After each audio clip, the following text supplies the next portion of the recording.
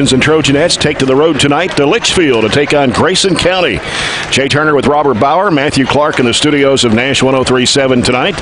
Glad to have you along with us. Trojanettes, with the game on Thursday night scheduled against Central Hardin, has now been canceled due to some COVID issues. So Coach Piper Lindsay's trying to find another team to play on Thursday night, but right now not having much luck. However, the Trojans will have a game Thursday night. Their game with Edmonson County for Thursday night has been canceled as well, but Coach Warren Cunningham, the Trojans will be heading to Pulaski Southwestern on Thursday night. So unless the girls get a home game or a closer game on Thursday, we will be traveling to Somerset on Thursday night to bring you the Trojans against Pulaski Southwestern. Grayson County Lady Cougars come in with a record of 11-8. They beat North Hardin last night, 51-43, while the Trojanettes defeated Caverna on Friday night on the road, 62-34. In the Grayson County North Hardin game, the Lady Cougars shot 45.5% on 15 of 33 from the field, hit 5 threes, 16 of 21 to the foul line, as Rachel Snyder, their leading scorer on the season, scored 24 in that game against North Hardin. On the Caverna game, it was Raven Ennis scoring 25 points, grabbing 9 rebounds. Katie Elmore added 9. Addison Smith had 8 points in that win over the Lady Colonels. The Trojanettes shot 52% from the field on 26 of 50, hit 4 of 16 threes and 6 of 10 from the foul line, but hit 4 three-pointers, as I mentioned, in that game to go to 15-7 on the year. The Lady Cougars ranked number 9 in Region 3 in the Lexington Herald Leader this week, while the Barren County Trojanettes were rated 3rd in the 4th region, behind Bowling Green and Greenwood, number 2 in the Bowling Green Daily News Prep Poll, and also number 2 in the Sporting Times poll this week, behind Bowling Green. And on paper, the Trojanettes about a 5-point favorite tonight. Haven't played Grayson County in a while, and in fact, it's been 6 years since the Trojanettes played a Grayson County team, and that was at Edmonson County in 2015 when Barren County won 56-52. The last time they played here at Grayson County was 2012 when Barren County won 76-74 in overtime, and Grayson County at that time was coached by former Trojanette coach and former principal Brad Johnson. So it's been a little while since we've made this road trip. It's a frequent trip. We used to make a lot more in football, especially when we were in 5A and they were in our district, but that's long since passed. So it's about an hour up the road and to 3rd region territory. It's not a place that we frequent a lot, but of course Breckenridge County we played a couple times this year is a member of the 3rd region. I can't think right off the top of my head. That's probably about it that we played this year in the 3rd region. Grayson County very similar to us. They've got a little bit more size than we do, but they've always had a very rich tradition up here with girls basketball. So it's a good opponent for us to play, especially right now. They have had a decent season, 11-8. They've got a winning record, but they've only beat a couple of teams, and that being 2 teams that have winning records. Their wins have come over teams that are 62 and 104. So they beat up on some bad teams, but still you have to come up here and as Piper likes to say in the postgame, focus on us. This last week of the regular season may be our last game. It's going to be extremely hard to find somebody. We looked at it on the way up here. There's not a whole lot of teams that don't have a game Thursday or Friday. Not a whole lot of teams just really want to play or add an extra game in there if they already have a game. And we've already got a couple of no's. So just have to wait and see. And I'd say if you don't hear something by tomorrow, we're probably not playing Thursday. And we'll see you again Tuesday. Yeah. They were 20-12 last year, the 12th district runners-up. Of course, they play in the same district with Edmonson County, Butler County, and Whitesville Trinity. And Grayson County will play Edmonson County in the 12th district tournament next week. And that tournament was being played at Whitesville Trinity. It was 2017 under Travis Johnston that the Lady Cougars went to the state tournament. They finished 22-11 that year, but they've been to the regional tournament, 7 out of the last 8 years. They've only had 1 losing record in the past 9 years, and that was 2 years ago when they finished 11-16. But it's a team this year that only averages 48.3 points a game. They shoot 37.5% from the field. They average about 4 threes a game, 25.7%. Shoot right at 59% from the foul line, and they're averaging just over 33 rebounds a game. The Trojanettes are averaging 49.6 points a contest, shooting 39.5% from the field, averaging about 4 threes a game at 26%, 65% from the foul line, and averaging about 26 rebounds a game. This is the pregame report brought to you by Don Franklin Glasgow. We'll be back with more as you tip off the season with huge savings and score big at Don Franklin Glasgow.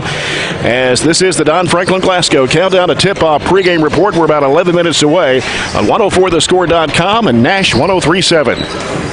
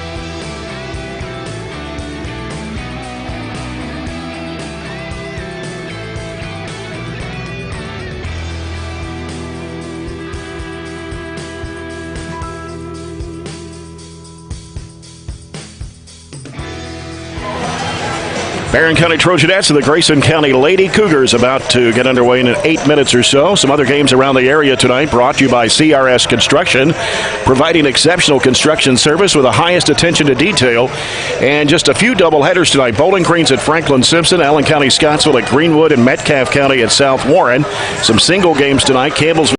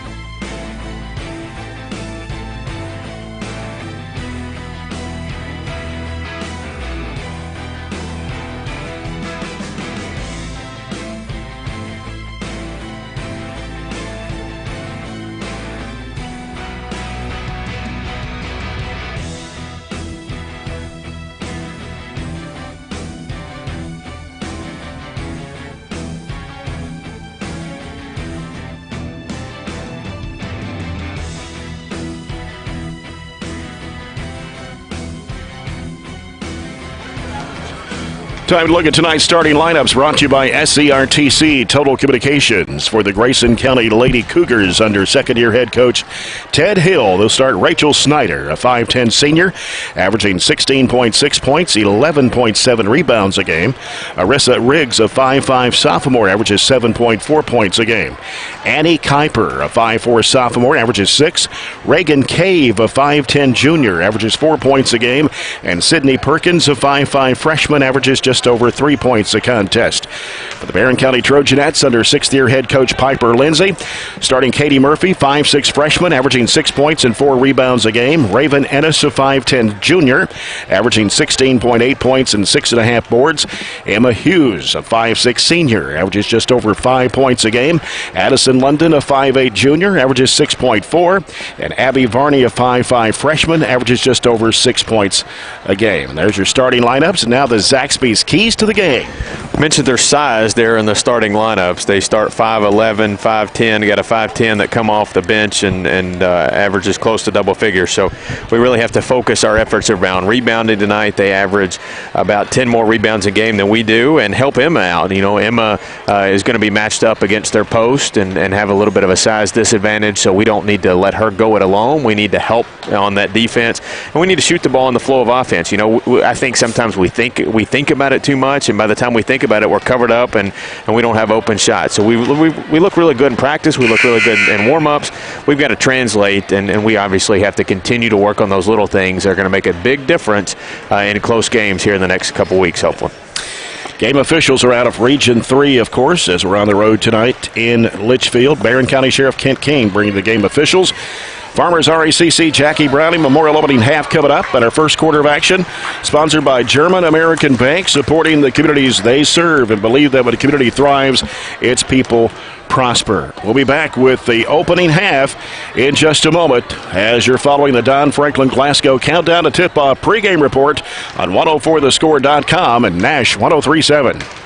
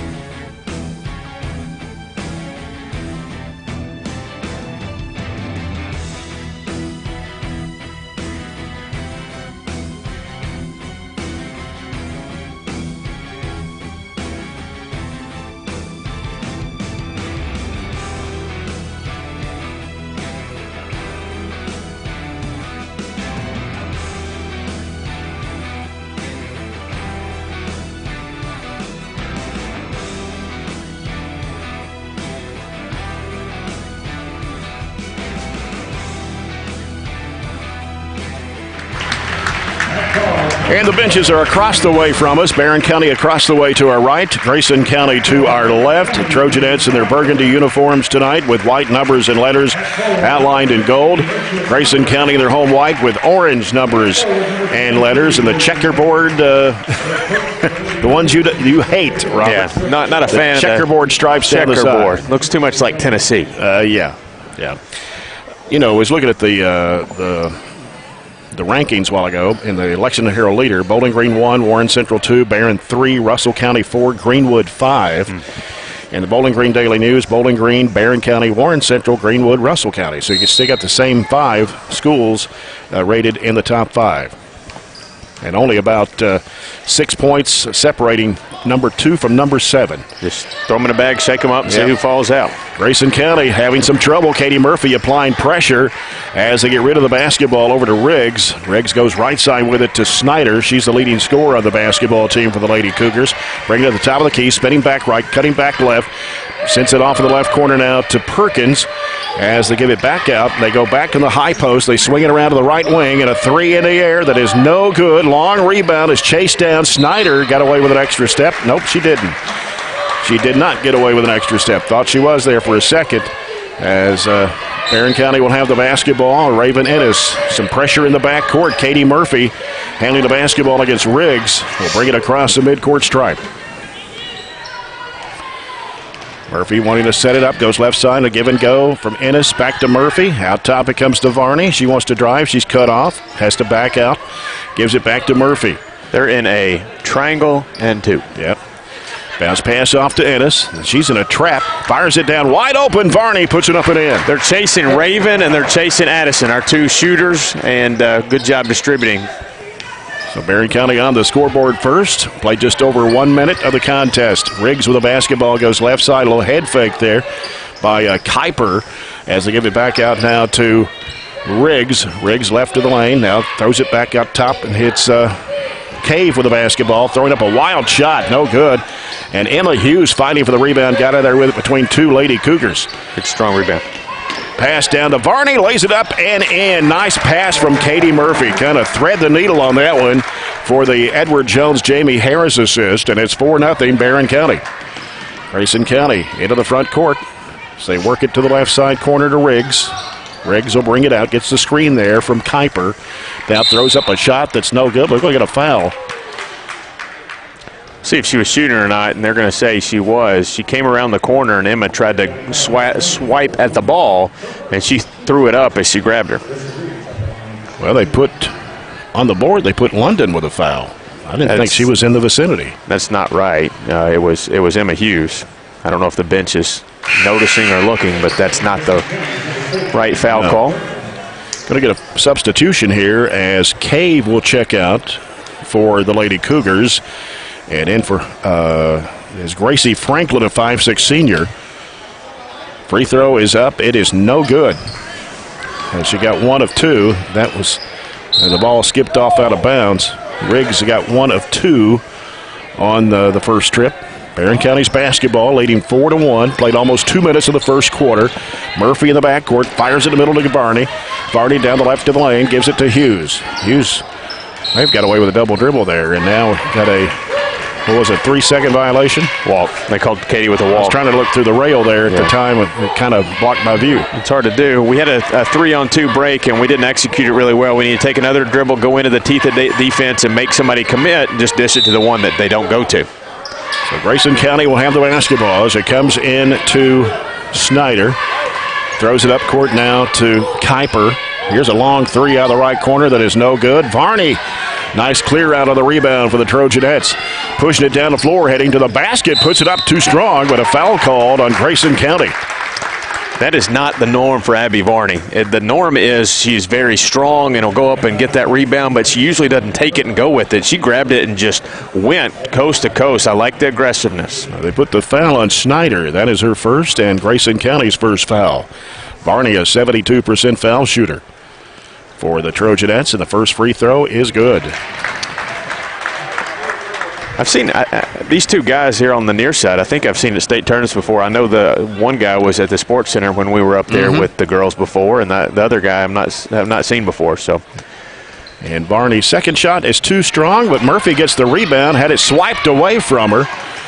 Grayson County up court with it as they dish it off the right side of Perkins, going to baseline, throws up the shot. It's an air ball. And taking it out of the air is Emma Hughes for the Trojanettes. Bounces it off to Ravenettis. Need help. She's picked up her dribble, throws it off to Varney. Varney pushing it down with the left hand underneath to Murphy. She lays it in. I like that. We have another ball handler and an assist to Varney, which she's very good at. And that ball goes off the foot of somebody. Picked up by Varney.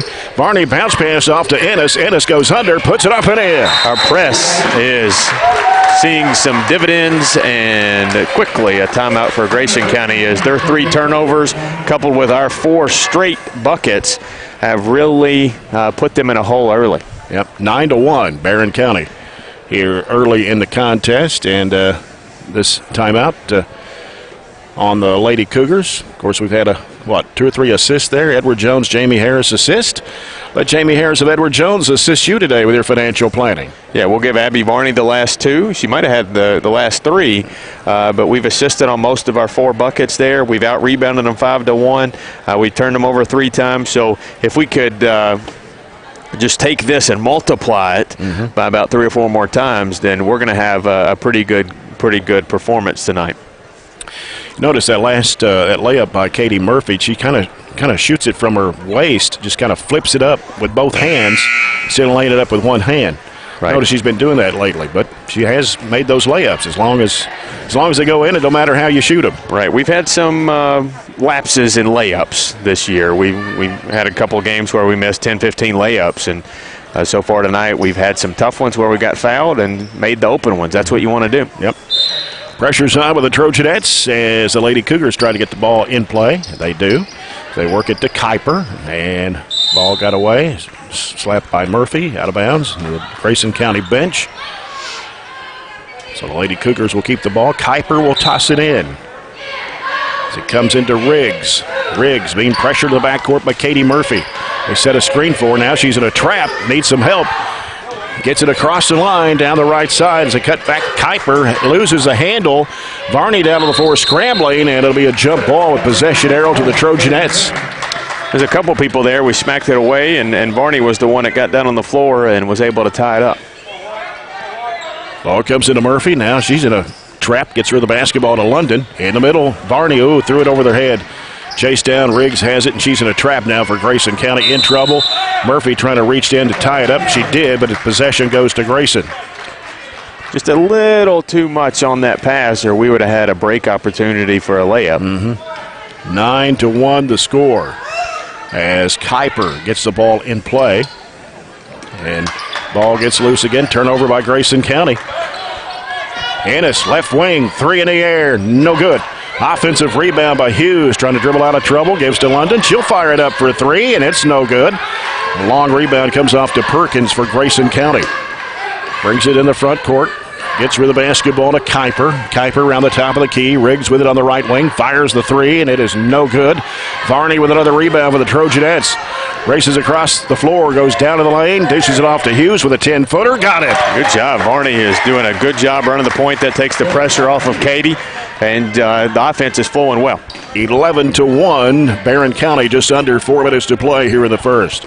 And a turnover. Varney, 2-on-1 break. Ball got deflected, saved in bounds, but Hughes is there to get it. Gives to Murphy underneath to Varney. Puts it up and in. 13-1. Barren County on top. And trying to get it across the line is Kuiper. Takes it to the left side of the floor. Gets rid of it to Franklin. Franklin on the left wing. Out to Riggs. Now Riggs trying to work it to the left side. Picks up her dribble. Goes inside there to Snyder. She puts it up and in with the left hand. Yeah, that's where we do not want them to do. Our ball pressure has kept them from really getting into their post, but she got in a position to score. Yeah. 13-3. Here's Varney dribbling with the left hand. Going to the basket. Losing the handle. As she got into a trap down underneath the basket. Here's Riggs with it in front court for Grayson County. Going to drive it to the basket. Flips up the shot. Banked it in. They've gotten deep last couple of possessions, not a whole lot of defense. 13-5, and Coach Piper Lindsay will call a timeout, a 30-second timeout, with 2:58 to go here in the first quarter. Barren County 13 and Grayson County 5. This is the People's Bank timeout. The People's Bank in Glasgow working for you. You rarely see Piper go to the timeout, but you think 13-8 or 13-5, why are we calling a timeout here? Our girls are winded. And that was a timeout more than anything, just to get a break, even though it's a 30-second timeout, just catch our breath and give them a breather. They're playing extremely hard. Abby Varney has played the first how long have we played? 4 minutes, 4.5 minutes, really well. Longer than that, 5 minutes. They do a timeout timer, so they take the time left in the game off. So if you don't look real quick, you don't know how much time we got left. 2:58 left to go as Katie Elmore is checked into the Trojanet lineup for Abby Varney to give her a break. Elmore's a 5'6", 8th grader, averaging 4.6. Here's Ennis in the backcourt. Under pressure, gives to Elmore. Elmore stops and feeds it to London. Gives it back to Elmore. Elmore lost the handles, had a slap at it. Bounce pass over to Hughes. It goes off her and out of bounds. A little shaky on that possession. But Grayson County will have the ball. 2:44 to go in the first quarter. Barren County with a 13-5 lead. As Kuiper sends it down the floor, it's Snyder. Posted in there, goes under, puts up the shot, no good. London with a rebound, lost it. Loose ball picked up by Ennis. Ennis trying to dribble out of a trap, and now bounces it off to Katie Murphy. Murphy with a nice crossover move. Down in the middle, gives it off to London, feeds it back in the lane. It was right off the hands of, I believe that was Perkins. It was breaking down the lane as London tried to dish it off. We're going to bring Perkins out of the ball game for Grayson County, replaced by Briley Renfro, a 5-foot sophomore. Comes out to Murphy, feeds to Ennis, and has it tipped away and stolen. And we'll get a foul call. And who did they put it on? London? Should have, but... Well, they put it on Ennis this time. Her first, team second. Addison London coming out of the ball game for Barren County, and for her is Katie Gerald, a 5'7", 8th grader. Comes to Snyder at the right elbow. Snyder feeds it off to Kuiper. Back out to Snyder for a 3-ball. It is no good. Long rebound chase down to the corner. Grayson County keeps it alive. Back out it comes to Snyder. Snyder now handed off behind her to Kuiper. Kuiper on the left side. Kuiper feeds it down in there to Snyder. Posted in there. Double team. Almost walked with it. How about 3 seconds? Here's a 3-ball that is no good. Ennis claims a rebound. Fires it off to Murphy. Gets it down to Elmore. Lays it up. Missed the shot. Rebound to Gerald. She goes up. She's fouled. It's our first 2-point shot we've missed this game. And it was a layup, but we had a follow-up. Foul is on Renfro, her first, and that'll be 2 on Grayson County. Katie Gerald's at the line, a 42% foul shooter on the year. 5'7", 8th grader, averaging about 2 points a game. First free throw, it's no good.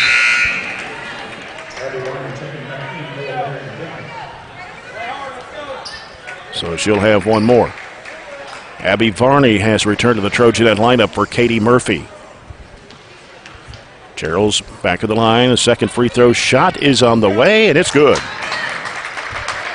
14-5, Barren County, a minute 34 left to go here in the first quarter. Here's Snyder driving, spinning, and she walked.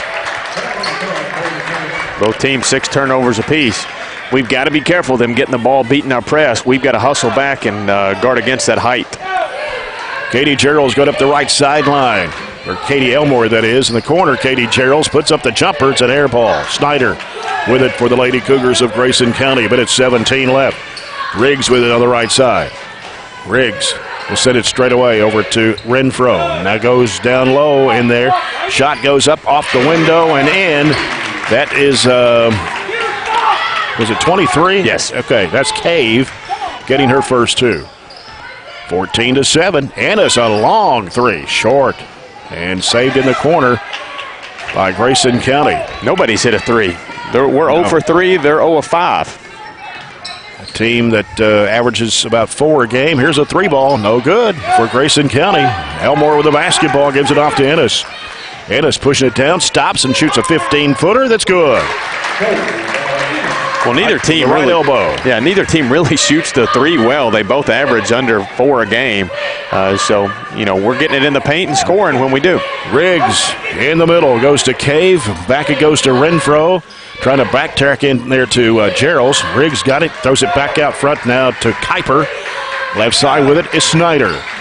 Down to 12 seconds to go. Renfro back into Snyder. Works it in the paint, throws up the jumper, banked it in straight away. She's tough when she gets it in the paint. Yep. Now, she averages almost 17 points a game and 12 rebounds. Long, desperate shot for Ennis falls short. That's the end of the first quarter.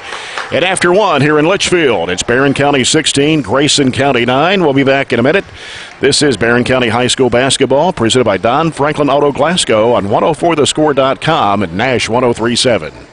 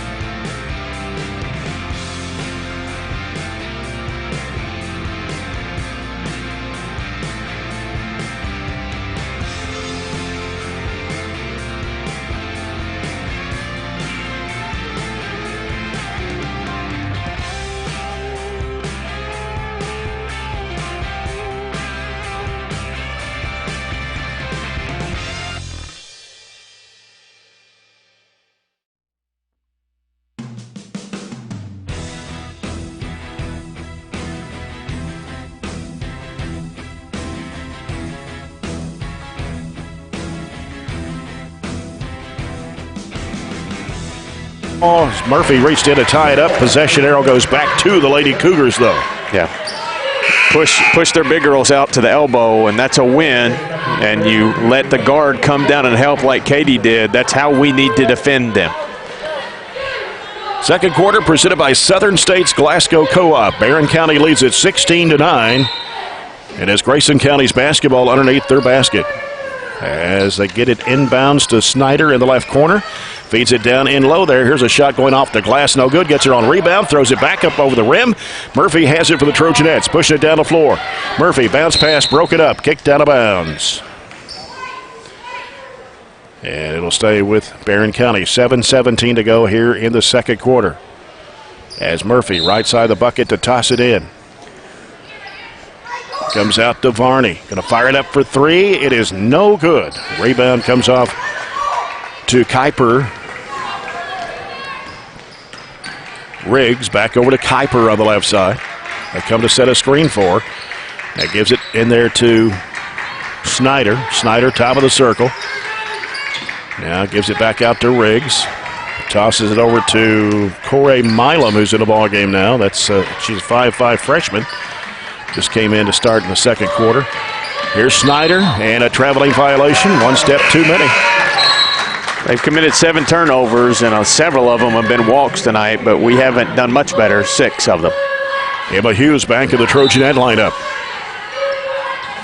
As the ball comes into Murphy, looking to chase her in the backcourt, and a lob over to London. Going to have to get it across the line. In the middle of Varney. Got a 3-on-2. And here's Emma Hughes with a jumper. No good. Rebound comes off to Kuiper. Don't settle for those jumpers. On those breaks, you can get layups. Out of the right side, they feed it down in there to Kuiper. Post up in there against Murphy, and a foul on Katie Murphy. They beat her first, team's third. Kuiper averages 6 a game. They think they can get her going maybe with a mismatch trying to post up Katie. Maybe even get her in foul trouble. Kuiper, a 50% foul shooter on the year. And she'll get 2 shots here. First one on the way, and it is coming off. 6:22 to play here in the first half. Barren County leads 16-9. Neither team has scored here in the second quarter. Barren started the ball game 13-1. Second shot's good for Kuiper. And in for Grayson County now, number 21, Brianna Dennis, a 5'8 senior. And trying to check the number 12, that's Perkins returning to the Lady Cougar lineup. Murphy, nice crossover move, long bounce pass in there to Hughes. Let her defender come by, and she banked it in off the window. That's what we're doing, layups on the press. Second basket for Emma Hughes here in the half. As Snyder has it in the backcourt, gets rid of it to Riggs. Riggs going to have to hurry, and it's almost knocked down by Varney. She came over the back. Timeout first. And so, yeah, I was lucky because Varney would have committed a foul there. Yeah, that actually is a break for us. He was afraid, Coach Hill was afraid they were getting ready to get a 10-second call, and Varney was getting ready to run over the girl they threw it to. 18-10, Barren County here in the second period of play. And again, the game against Central Hardin on Thursday night at home has been canceled. Coach Piper Lindsay trying desperately to find somebody else to play. But if they don't get a game, this will be the last game of the regular season for the Trojanettes before next Tuesday night, and that's a week off. Yeah, ideally you don't want a week off. It's not necessarily the worst thing in the world. If you can't find somebody, you'd like to play Thursday, maybe even Friday because you play on Tuesday. But we'll just have to wait and see. Topsy-turvy year scheduling-wise, but we're down right to the last few days. Right. Trojans will have a game at Pulaski Southwestern on Thursday night, so if the girls don't get a game, we'll be in Somerset Thursday night to bring you that broadcast. Riggs with the basketball, top of the key. Bounce pass off to Snyder on the right side of the circle. Feeds it down in there. Shot goes up, no good. And a rebound comes off to Ennis. Ennis pushing it down the floor. And going in for the layup, scoops it up, missed the shot badly, and put back up by Hughes, no good. We've actually fought over the rebound a couple times tonight, and that's gone in our disadvantage. Yeah, ball gets away. They weren't looking for the pass, actually. Got a 3-on-2 break. Here's Murphy driving left of the lane, shovels it back off to London. Kicks it over to Hughes, and over to goes to Varney. She's going to drive to the bucket. Got fouled. Good job moving the ball. Had an extra pass. Raven was set up for the 3 in the corner, but Varney couldn't pass up a driving lane. And if the foul's on Snyder, let's see who they put it on. It is on Snyder. That's 2. Team's third. Varney for 2 shots. First one is on the way, and it's good. Snyder's their big, and she's also their leading scorer.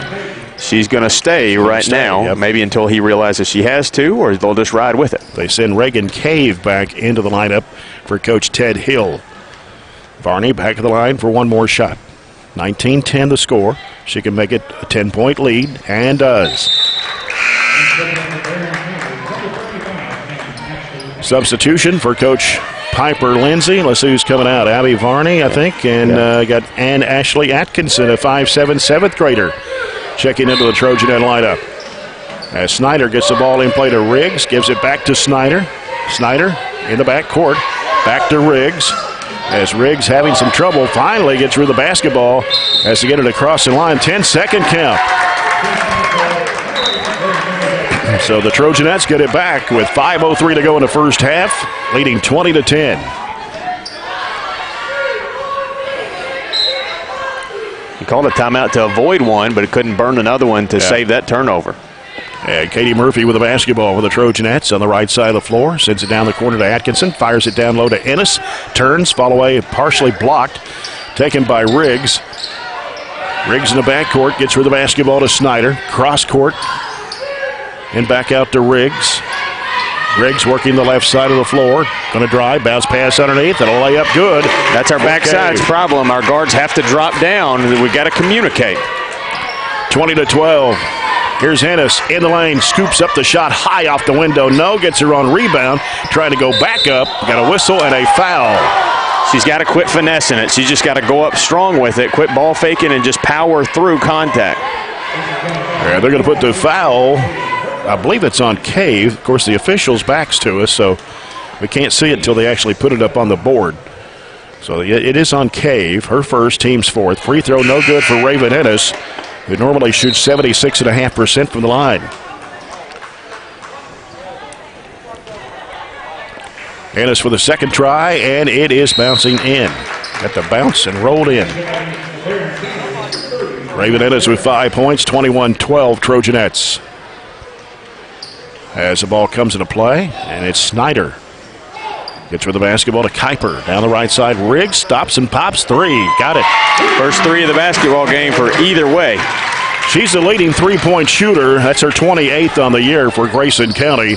And it's 21-15. Here's Gerald's down low, trying to throw up the shot. No. Tapped up in the air and pulled down by Cave. Up court on the left side. And here's London coming up for the pass as she broke in front of Kuiper. Turnover by Grayson County. Murphy with the basketball. Sends it off to Atkinson. Atkinson to the right side. Dribbles it out. Sends it back out front to London. Swings it left side over to Hughes and back out to London. Back to Hughes on the left wing. Feeds it in the middle there to Atkinson. One dribble, bounces off to Murphy. Shovels it off to Gerald's. Gerald's going to have to get out of the lane. Bounces back out to London. London right side to Atkinson. Goes to Murphy in the corner.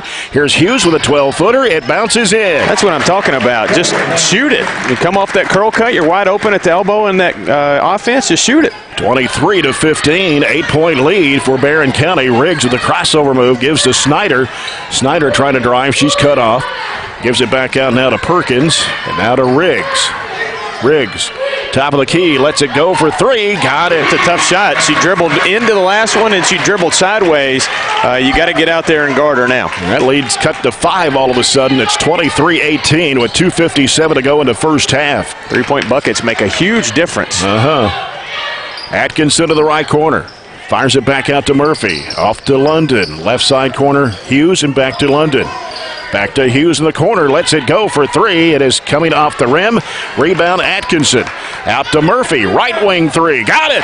Katie looks good in the warm-ups, and then she just let that one go, not even thinking about it. A couple of shots we don't think about go in. That's how we need to play. Peoples Bank three-point shot for Katie Murphy.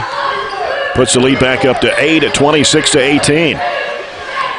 Out front with it is Kuiper for Grayson County. Hands it off to Riggs. Riggs cut back left, goes in the lane, and a crowd throws up the runner and in. Oh, Riggs on fire here. She has scored 8 of Grayson County's 11 points in the second period of play. And it's 26-20 Barren County as we come to the 2-minute mark of the first half. Hughes with it in the left corner. Bounces back out to London. And now London goes back to Hughes, trying to dribble in. Oh, threw a bad pass right to the hands of Cave for Grayson County. Here's a shot going up over the rim. Good for Kuiper. We turned sideways and just gave her a clear path to the basket. We can't step out of their way. We need to step into their way when they're running at us. So that's why Piper wants a timeout, as they've made this a basketball game. It's 26-22 with 1:45 to go here in the first half.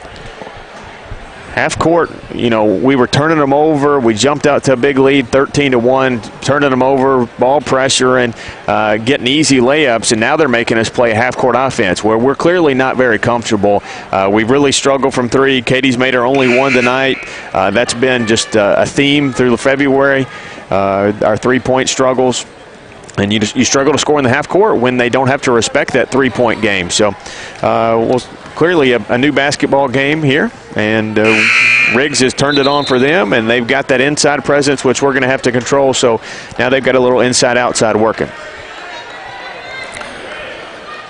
Nobody in foul trouble. Snyder has 2 for Grayson County, and she stayed in the game since then. That was a big gamble for them, but it looks like it's paying off so far. It'd be nice to take a charge or take one at her. Right. Katie Murphy will bring it up for Barren County. 1:40 left in the half. Straight away it comes to Hughes. Left side corner, Varney. Sends it back out to Murphy. Now Murphy throws it back to Varney on the left side. Out to Hughes and back out to Murphy. Trying to get it to Raven inside, post it up. Kind of got her bottled up in there. Here's Hughes, feeds it down low, and a shot put up and in by Varney. Came from the left side. Yeah, good little flex cut on the baseline to free Varney up. Abby Varney with her 9th point of the half. It is 28-22. Barren County by 6. Swatted away from behind by Varney. Varney heading to the basket is going to get fouled by Riggs. Varney has played one of the better halves she's played all season. Always plays strong, and she's given their ball handlers fits. She'll get 2 shots. A foul on Riggs. That is her first. And 5 on the Lady Cougars here in the first half. Abby Varney's 3 of 4 from the foul line here in the first half of play. And the shot goes up too strong. 72% from the foul line in the season. Didn't quite follow through on that one. Yep. 3 of 5. Really takes her time, though, to focus before she releases it. Second shot on the way, and it pops out. Unusual for Varney to miss 2 in a row. 28-22, Snyder, she walked. That was slid over as she put down the dribble and then slid over. Maybe an attempt at a Euro step gone bad. 1 minute to play in the half. Barren County with a 6-point lead, 28-22. Murphy getting some pressure out front. Pass deflected, but caught by Hughes. Hughes covered up by Riggs. Bounce pass to the right side over to Ennis. Ennis putting down the dribble. Now gives it out to Atkinson. Atkinson passes. No. Oh, it deflected up in the air. Turnover by Barren. Snyder gets rid of the basketball to Perkins. Across to Kuiper. Now they go down to the corner to Cave. And back out to Perkins. Perkins spins back left. Almost lost the handle. Back over to Cave on the left side. Sends it out to Snyder. Now Snyder out to Kuiper. Hands it to Riggs. Riggs back to Kuiper. 16 seconds to play. Back out to Perkins. Perkins around the top of the horn. Backs away against Atkinson. Sends it right side to Riggs. Now Riggs against Varney. Spinning back to the right side. Gets rid of it to Snyder. Snyder and a collision there with Emma Hughes. They're going to call an offensive foul. Emma Hughes, I think, got an elbow in the nose or the mouth. And so an offensive foul on Snyder. That's her 3rd, and the team 6th with 1.5 to play. Can't do much with it, but you pick up their 3rd foul on their best player. So the ball comes into Ennis. Desperation throw off the right side of the backboard. Into the first half here in Litchfield. Barren County Trojanettes lead it 28-22 over Grayson County. We'll come back with a halftime report brought to you by South Central Bank after this break. This is Barren County basketball presented by Don Franklin Auto Glasgow on 104thescore.com and Nash 103.7.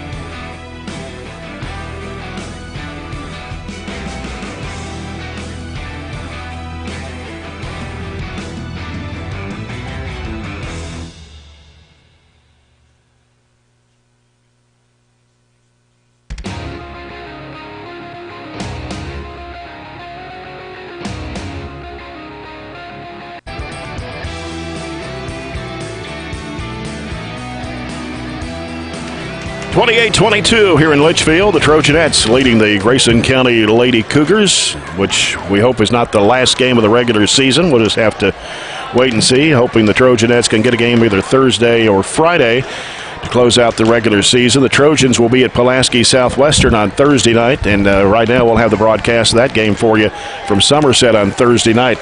This is the South Central Bank halftime report. South Central Bank, small enough to know you, big enough to help. Grayson County had 9 field goals in the first half. 2 of those were three-pointers, and they were 2 of 4 from the foul line. Arissa Riggs, who averages 7.5 points a game, leads the scoring for Coach Ted Hill here at the break. She has 11 points on 4 field goals, 2 three-pointers, and 1 of 2 from the line. Rachel Snyder, the normal leading scorer on the season, who had 24 last night against North Hardin in that 8-point victory, had 2 field goals in the first quarter, held to just 4 points. Reagan Cave had 4 points and a couple of field goals. 3 points for Annie Kuiper on a 2-point basket and 1 of 2 from the foul line, and that was the scoring for Grayson County in the first half. For the Trojanettes, 11 field goals, 2 more than the Lady Cougars. 1 of those a 3-point shot, and that was made by Katie Murphy in the second period. Trojanettes only shooting 50% from the foul line on 5 of 10. And Abby Varney leading the way in scoring for Coach Piper Lindsay here at the break with 9 points. She knocked down 3 baskets and was 3 of 6 from the charity stripe. Emma Hughes with 6 points in the first half, 3 field goals. Katie Murphy has 7, a couple of field goals in that first quarter, and then that 3-point basket in the second quarter to have 7. And Raven Ennis with 5 points in the first half, a couple of field goals in the first quarter, 1 of 2 free throws in the second period. Katie Geralds with 1 point on 1 of 2 from the foul line. Addison London started the ball game but did not score. Katie Murphy and Addison Smith along with Ann Ashley Atkinson saw minutes but did not score in the first half. Stat-wise, we cooled down a little bit in the second quarter. After we shot 54% there in the first, we were just 4 of 15 in the second to finish the half at 11 for 28 for 39%. Just hit 1 of our 8 threes, and as you said, that was Katie Murphy. So just under 13% from 3. As far as Grayson County is concerned, they were 9 of 22 for 41%. 2 of their 9 field goals were threes, both by Riggs. And they ended up, we out-rebounded them 18-13, which is a terrific stat based on their size and based on their average rebounds. We turned it over 8 times and forced them into 12 turnovers. Our press was really good early. I think we frustrated their main ball handler, who is Riggs. She got going a little bit after she made those shots, but all in all, their guard play is a little suspect. They just don't have a ton of kids that can handle the ball, and we exploited that with our pressure in our press. We did a much better job after Snyder had a couple of buckets there. We did a much better job doubling down, helping down, digging on her to really keep her off the boards in the second quarter. And she picked up that 3rd foul with just a second or 2 left in the second quarter. So that'll be a disadvantage for her. I'm sure she'll start, but it may limit her. So we need to attack, go at her. We had a little difficulty in the post when we posted up, not really attacking. We got to go in and really go up strong instead of just kind of throw it up there and don't think they're going to block our shots or really challenge us. So a decent first half. We let them go on a little run, but we answered there at the end, up 6. But it'll be the game down the stretch for sure.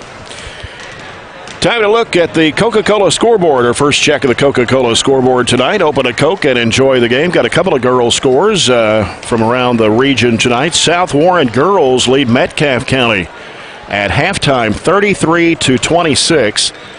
And Greenwood girls lead Allen County Scottsville at halftime, 28-24. Close ball game between the Lady Gators and the Lady Patriots, who the Trojanettes will play on Tuesday night of next week in the 15th District Basketball Tournament. You got some other scores there, Robert? Just the same ones you do, actually. Okay. So don't forget, 15th District Basketball Tournament begins next Monday night with the boys' first round action at Barren County High School. And in that first game will be Allen County Scottsville Patriots, Monroe County Falcons at 5:30. And that'll be followed by at 7:45 with the Trojans and the Scotties in the nightcap. There'll be the gym will be cleared after the first game, and it'll be at least 30 minutes in between games. We'll have more information about that coming up later. But right now, the Trojanettes are leading here in Litchfield at halftime, 28-22 over Grayson County.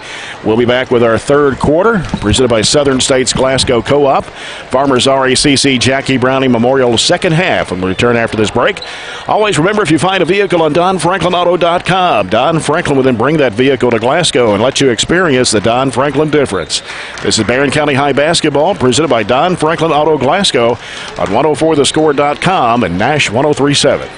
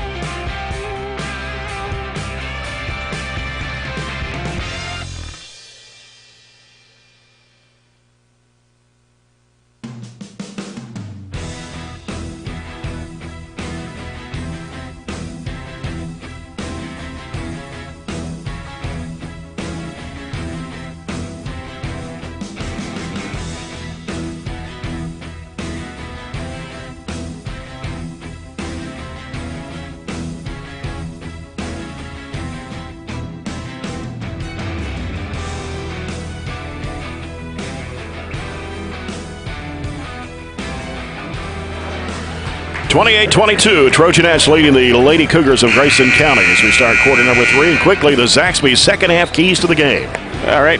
We need to communicate, especially in our half-court defense. Emma Hughes did a really good job with 7th grader and Ashley Atkinson really communicating. We need that to spread all over our team and make sure we're matched up to help on these big girls. Katie Murphy drives left of the lane, dishes it off to Hughes. She'll circle around, give it off to Varney, top of the key. Now gives to Murphy down the lane, wide open layup, good. That was some nice execution out of that little weave we run. 9 points for Katie Murphy, and the Trojanette lead is 8 at 30-22. Diagonal pass over the right side, it goes to Perkins. Perkins, should have been a walk there. They called a ton of them in the first half, but not that one. Left side corner, Snyder, giving it out to Riggs. Riggs trying to penetrate down the lane, throws it up at short. Rebound Varney for the Trojanettes. Varney down the right side of the floor, heading to the basket, throws up the shot and got it to go over the rim and in. Good job. That tough angle, and she had numbers. She knew Riggs was down and took advantage of it. And a timeout called by Ted Hill and Grayson County as the Trojanette lead now extended to 10 on a 4-0 run to start the second half, third quarter. It's 32-22. I didn't see anything they were doing press-wise. He's not been happy with them. They've been going a lot of east-west, and they started just the first couple of seconds of that possession against our press, just going east and west instead of looking up the floor. He's given us a new one tonight. I have never seen a coach throw their mask, but he's actually discarded and threw his mask in disgust there. He did that in the third, or actually when that girl got her third foul there at the end of the first half. So you see him throw jackets or coats. Nobody's wearing jackets or coats anymore, just kind of the pullovers. So I guess you got to have something to throw in frustration. Your markers, your clipboards, your mask, whatever you want to. We've seen a couple of those thrown around this year. Right. A couple of the clipboards. Lady Toppers losing in overtime tonight to Old Dominion, 83-77. As John Butler reports that one to us. That's a tough loss. First round of the conference tournament. Yeah, early exit for the Lady Tops. Struggled this year in the in their conference. Yeah. All right, Trojanettes with a 10-point lead. Their largest was starting the ball game at 13-1. We actually back off the press out of the timeout. We'll see if we do a little wrinkle here. We just go straight man, I think. As Grayson County has the basketball out front, it's Perkins giving to Riggs. Riggs on the left side. She's covered up by Varney. In trouble. Going to have to do something with it. And a 5-second count. Nice defensive pressure by Abby Varney. Absolutely. Timeout there. Switch up by Piper. And instead of the full court 10-second, we just get a half court guarding 5-second. Yeah. Ennis on the give and go. Murphy, backdoor pass. Ennis lays it up. It is good, and a foul. Terrific assist by Katie Murphy. Picked the ball up. Raven had the backside. They were actually in terrible defensive position. They had overloaded the left side, and we just floated somebody on the backside, and Katie found her. Katie Murphy with the Edward Jones, Jamie Harris assist, and Ennis at the line. 1 of 2, make it 2 of 3 as she connects. We're 3 of 3 from the field to start this half and extend the lead to 13. About a 7-0 run to start the third quarter in a 13-point Barren County lead. We've got a foul in the backcourt on Katie Murphy. Not much of a foul. Katie tried to swipe away, and that's what got her the foul. Swipe at the ball. That's her second, team's first of the second half. As the ball comes into play in a trap, and they get rid of the basketball, though. It's Kuiper stopping and feeding it back off to Perkins. Back out to Kuiper. She'll give to Riggs. Back over goes to Perkins. Left side, Kuiper. Kuiper coming around to the top of the key. Over the right side, Riggs. 3-ball in the air. No, missed it badly. London with a rebound, gives to Murphy. Now going to pass right side up to Ennis. Ennis fires it down in the corner now to Varney. Varney putting down the dribble. Now has picked it up, needs some help. Goes in the corner to Hughes. Had a wide open look at a 3, but didn't take it. Here's Varney. Free throw line jumper in the air off the back iron. Got to send somebody to the glass. Nobody went to the glass off that miss. And Snyder got the rebound for Grayson County as Kuiper was cut off by Murphy. Back out it comes to Kuiper. Kuiper against Emma Hughes. Fires up a 10-footer that's no good. Ball hits the floor. And I don't know if Hughes had the ball or London got the ball at the same time. Yeah. But anyway, here's Murphy in the corner. Varney almost lost the handle. Now cuts back to the left side. Gives it to Murphy. Fakes. Wants to drive against Snyder. Cut off. Now here's Emma Hughes with a jumper. Banked it in from the right side of the free throw line. Take a bank shot from 15. Yeah, People's bank shot for the senior. 37-22. Barren County now with their largest lead of the ball game at 15. Kuiper. Randall Riggs. Back to Kuiper. Kuiper dribbling left. Gives it off to Cave. And back off it goes around the perimeter. Coming back out to Kuiper. In the middle, there's Snyder against Hughes. Fires over, and the shot won't go. Rebound to Ennis. That was all over the rim. Yeah. Ennis on the right side, cuts back left. And gets into a crowd, has to do something with it. In trouble, fires it off to Hughes. And here's Murphy, wide open, 3. Got it! Katie's 2 for 2 from deep. Another People's Bank 3 tonight for Katie Murphy, the freshman. She has a total of 12 points in the basketball game. Doubles up her average on the season. And the lead now 18 at 40-22. Down low, here's a shot over the rim. And fighting for the rebound. Ennis down on the floor, and the ball goes out of bounds. Barren County, a 12-0 run here in the third period. As Kuiper will inbound the basketball. Left baseline. And going to have to hurry. Finally, goes through the hands of Snyder. And it goes out of bounds right at midcourt on the near side. Updated score on South Warren Metcalfe County. South Warren leads Metcalfe 48-36 after 3 in a girls' game. Murphy with the basketball. Gets a screen from London. Off to Hughes on the right wing. Circles around to the left side. Varney with it.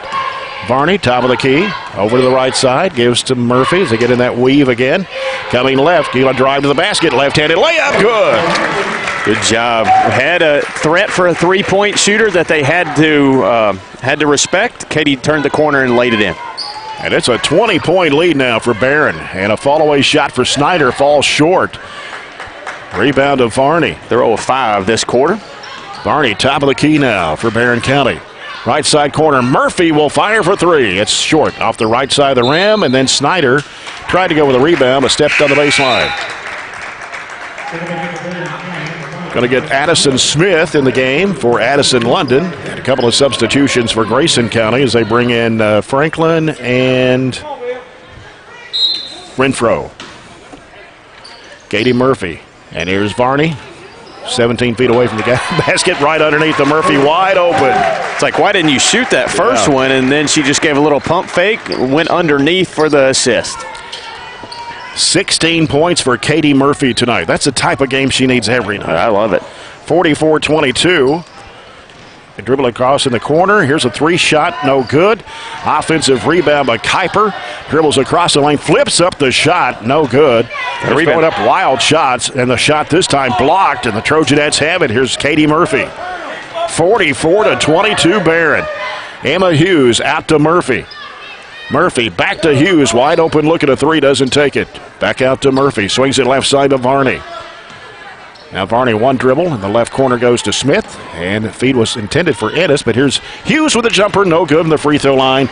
And Smith chases down the basketball, beat two Lady Cougars to it. Slapped it over hands and out of bounds. Barren County will keep it. Good hustle by Addison off the bench there, ran it down, and slapped it out of their hands. We'll get it back in the corner. Doubled up. Grayson County, 2:49 to go in the quarter. Barren County has scored 16 straight points to none for Grayson County. Katie Murphy with it out front. Bounce pass to the right side to Varney. Out of the wing, dishes it down in low there to Ennis, double teamed. Throws it back to Varney. Varney will send it around, and it is Smith over the left side to Murphy. Ball slapped away, intended for Hughes and out of bounds. Good job by Raven, not forcing that one, kicking it back out, whip it around, see what else we can get. Ennis left of the basket to toss it in. As she gets it in play, Varney in the left corner, out to Murphy. Here's Addison Smith, back in the corner to Ennis. Having some trouble, trying to go up the baseline, whistle, and a foul. And it's on Kuiper, her first. And that's number 2 on Grayson County here in the second half. Raven Ennis will toss it in on the right baseline as it comes out to Varney, and she lost it out of bounds.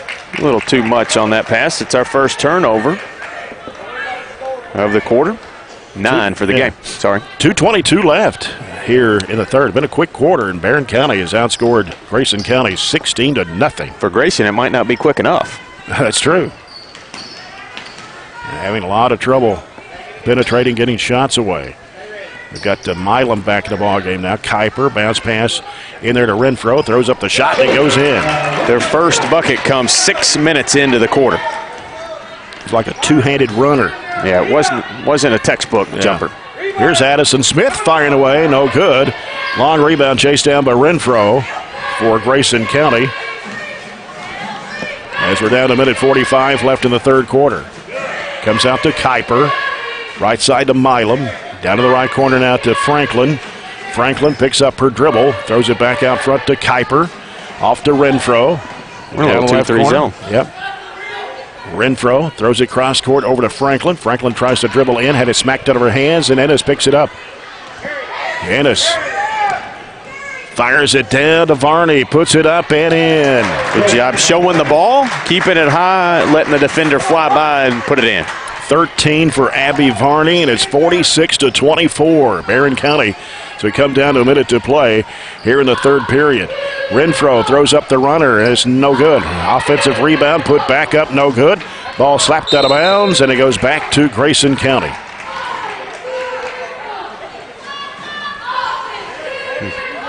.3 seconds to go. An 18-2 run in the third period for the Trojanettes. Ball comes out to Milam. They give it to Franklin. Now going up the baseline is Kuiper. Reverses it up. Missed it, but a foul. Didn't quite cut off the baseline. She got all the way to the other side of the rim, and we fouled her. Foul on Addison Smith. That'll be her first, the team's second.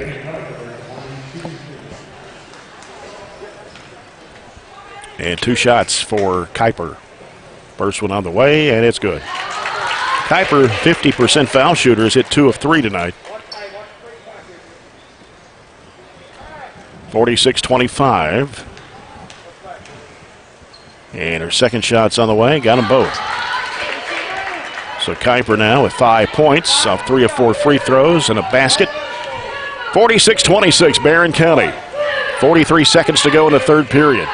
Addison Smith, top of the circle. Sends it off to Varney. Varney backs away, throws it left side over to Murphy.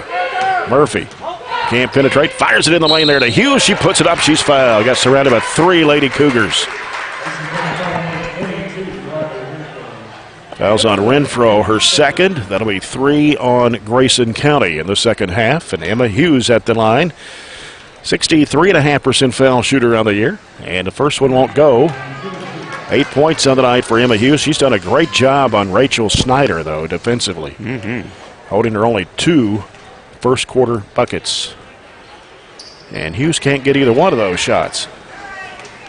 Rebound to Grayson County.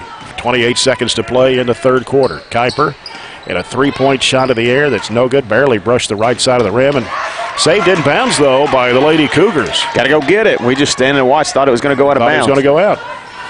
They work it down low. They kick it back out to Kuiper. Swings it left side to Milam. Back over goes to Kuiper. 8 seconds to play. 3 out of the right corner. No good. Offensive rebound inside. Shot going up blocked. They're letting them play right now. And Hughes came out of there with it. And that's the end of the third quarter. After 3, Barren County 46. Grayson County 26. Back with the fourth quarter after this break. This is Barren County High Basketball, presented by Don Franklin Auto Glasgow on 104thescore.com and Nash 103.7.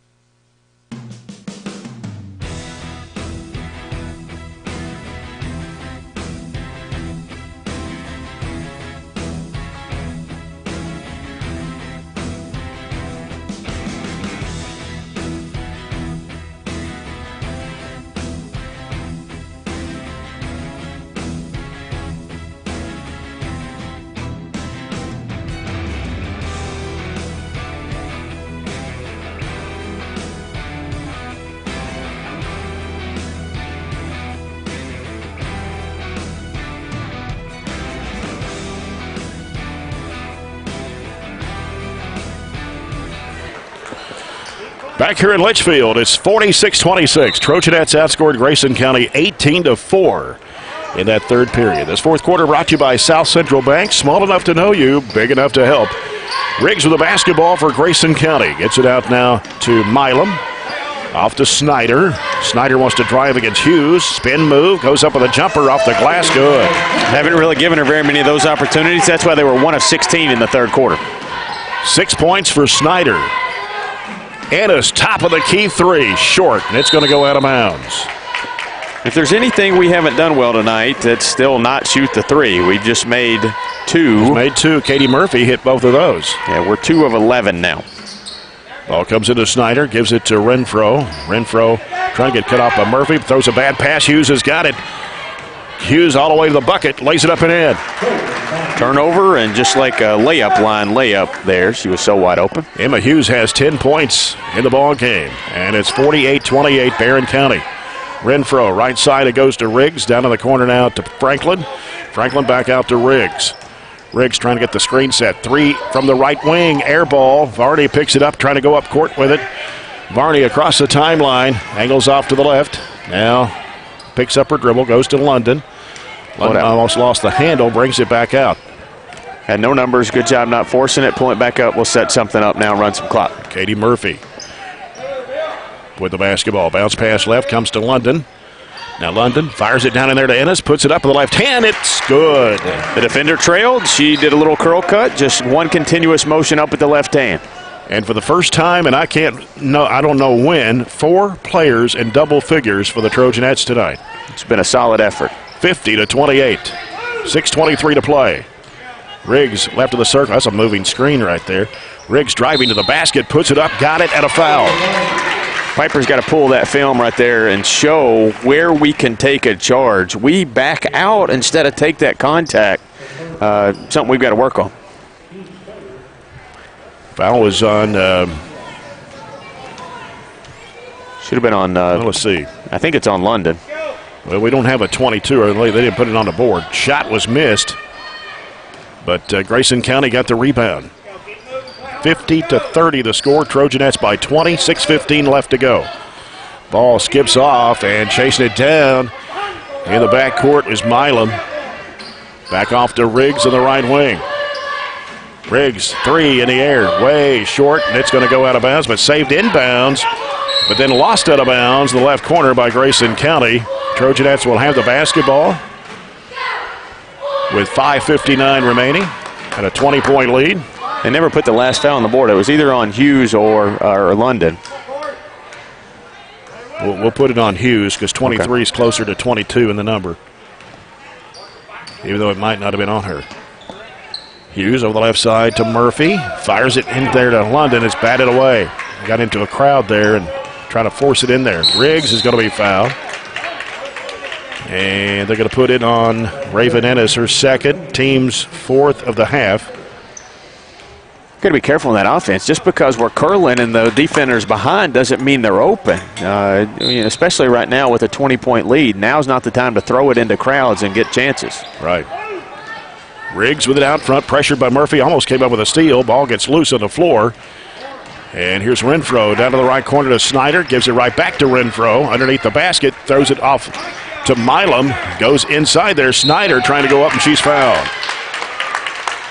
And who'd they put it on? They'll put that one on Hughes. Yeah. So that would be her second, I guess. See if they put it up there that way. I don't believe they will. They put one on the board, but they might not have put the last one in the correct spot, so that would make it still right. Snyder at the line, a 63% foul shooter for Grayson County. And the shot is good. That's her 7th point of the game. And it's 50-31. Largest lead for Barren County was 22 at 46-24. This five's played so well. Piper's just minimally subbed. Addison Smith was in there a little bit, but I don't think anybody else has played besides this group. Right. Snyder gets the second free throw as well. And, boy, Murphy split the defenders, going to the basket, lays it up and in. That was not great defense, but it was a good awareness by Katie just to go into him. Katie Murphy has 18 points tonight for Barren County. And it's 52-32. Trojanettes with a 20-point lead. 5 minutes remaining in the game. And here's a pass breaking to the basket. Shot put up. No good. They missed the layup. Hughes had it for a moment. Had it swiped to loose. Got it back on the floor. Off to London. Gives it to Murphy. And Murphy trying to get away. Lobs it up court. Chasing it down is Ennis in the left corner. Ennis trying to go baseline. Crossover dribble. Splits the defenders. And they're going to call a foul. And they're going to put it on, I believe it's on Kuiper. Second, team's fourth. She wasn't shooting, we'll take it out underneath. Ball comes out to Ennis. 3 in the air, short. And now Varney trying to go up, had it partially blocked. I thought I felt it was definitely a slap from way up here.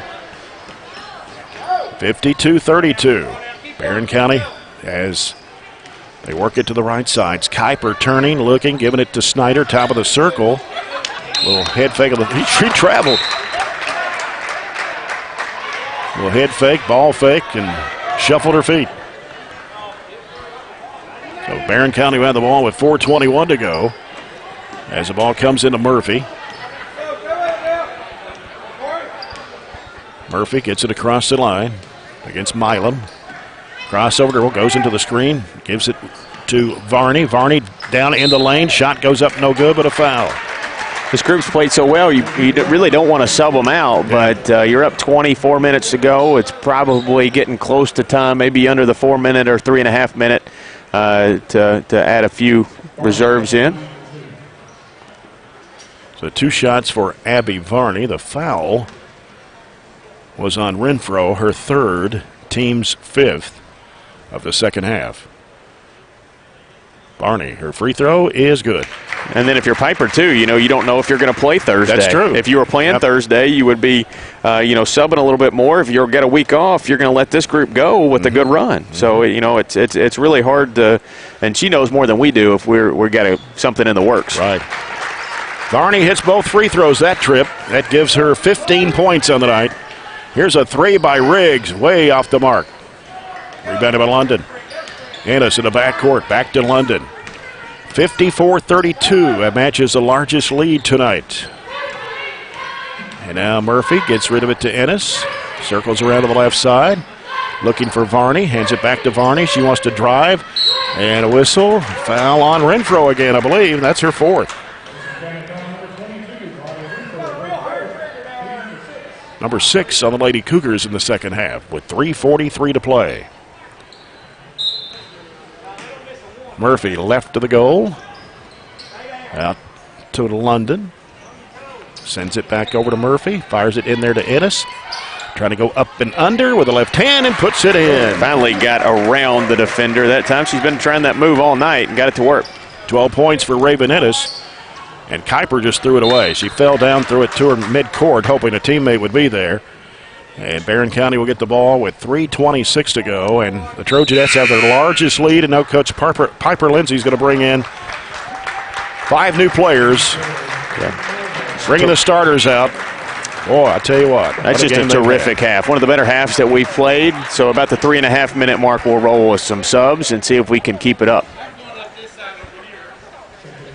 So we got Addison Smith and Katie Elmore, along with Ann Ashley Atkinson, Katie Geralds, and also Mia Long in the ball game. And a bumping foul here inside. Going to be on Dennis, her first, team 7th. Going to send Katie Elmore to the free throw line.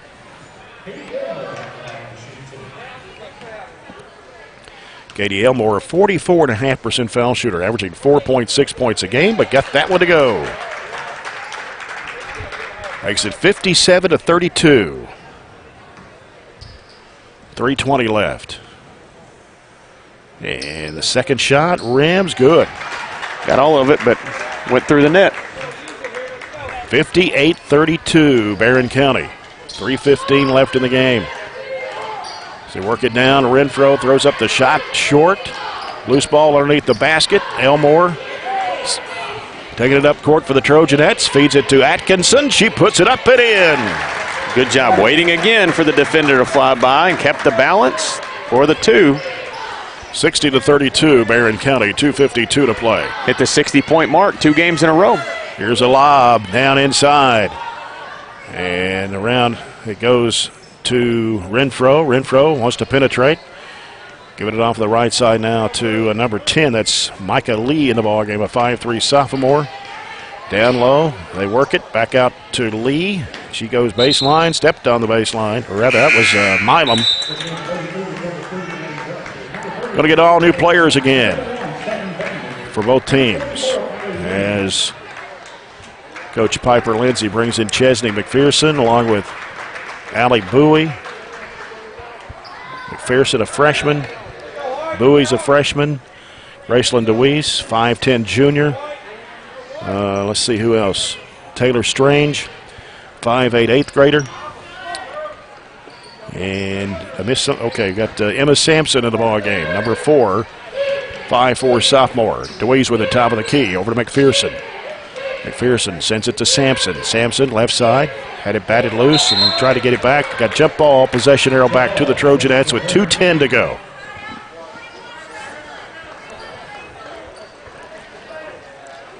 Not quite a running clock, but still a very healthy margin at 28. Ball comes out to McPherson with 2:08 to play. McPherson, right side over to Sampson. Sampson puts down the dribble, heads toward McPherson, straight away back to her. Goes to Strange in the corner, lost it out of bounds. 1:58 left. As Grayson County, they throw it away. Her teammate of Addie Bratcher wasn't even looking for the pass. So Barren County gets it right back with 1:52 left. And McPherson will work it across the midcourt stripe. Picks up her dribble. Goes to Bowie. Out to Strange. As she's picked up her dribble, goes back to Sampson. Out front, feeds to DeWeese. Back over to McPherson. Out to Bowie, top of the key. Back to Strange. Strange is covered up. Here's DeWeese on the left wing. Now DeWeese looking, gets it to Sampson. Back to Strange. Comes out to McPherson with 1:16 left. Feeds it back. Well, tried to go back to McPherson. Hit somebody's foot on the right side of the lane. Turnover by Barren. Lady Cougars have the ball. Bratcher will send it over to Van Meter. That's Sutton Van Meter, 5'2", 8th grader for Grayson County. 1 minute to play. Barren up by 28. And a foul on Bowie as he tried to cut off Van Meter for going up the baseline. And that's the 6th-team foul on the Trojanettes here in the second half.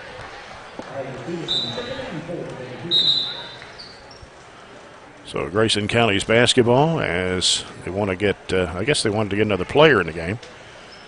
And that will be Riley Stevenson for Grayson County, 5'4" junior. 51 seconds to go as the ball comes into play. Ball gets loose, but Grayson County recovers it. Comes out to Lee. Right side is Isabel Blanton, 5'6", 8th grader, number 33 for Grayson County. She wants to go right side with it, and the ball goes out of bounds. Last touch by the Trojanettes.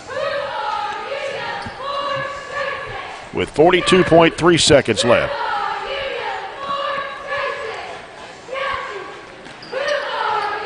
Grayson County having trouble. They finally get it in play. Blanton out top now to Stevenson. Stevenson gets with the basketball to Van Meter. Van Meter leaves it in the corner with 30 seconds to play. And now Grayson County trying to work it into the lane. A whistle, and what do we got? A foul? It's like 10 on DeWeese. Yeah. And that'll put the Lady Cougars in the bonus. Remaining 23.2 seconds. And the shot comes up way short. Ball gets loose, and it's going to go out of bounds. Grayson County will get it back with 20 seconds to play.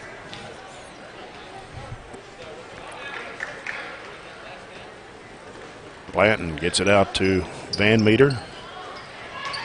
Blanton picks up her dribble, goes to Lee. Time ticking down. 8 seconds left. Jump pass to the right side. Van Meter off to Blanton. Time runs out. Trojanettes win it 60-32 over Grayson County. Barren County outscored Grayson County in the second half 32-10 and win it by 28 as Grayson County falls to 11-9 on the season. Barren County improves to 16-7 on the year.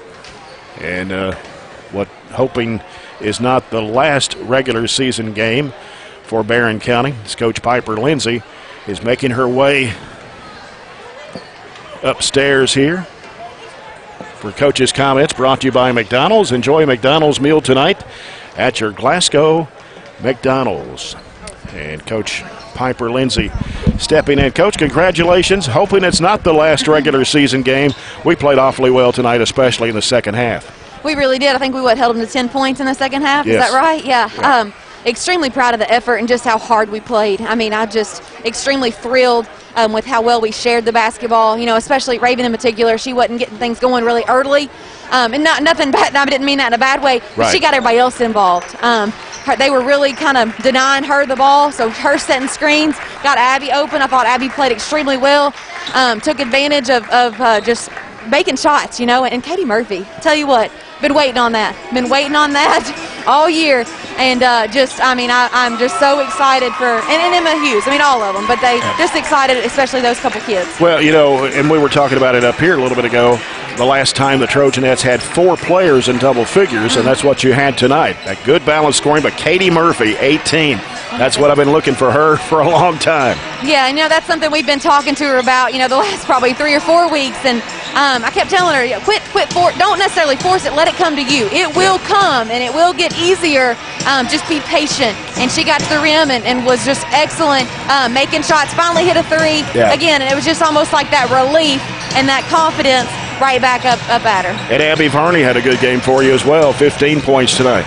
Yeah, that's exactly what we need. If we can get those kids to consistently get double digits, we're gonna be tough to beat. Emma Hughes had double figures with 10, and I thought she really played good defensively on Snyder, holding her to only 8 points. And again, I mean, there we're asking a 5'7" kid going against a 6-foot kid who averages pretty much a double-double. I thought Emma held her ground and did an excellent job against Snyder. So is there a chance you're going to have another game before Friday? Well, right now I'm about 0 for 8 trying to find somebody. A lot of teams really are just saying that they want to play it safe and wait until next week.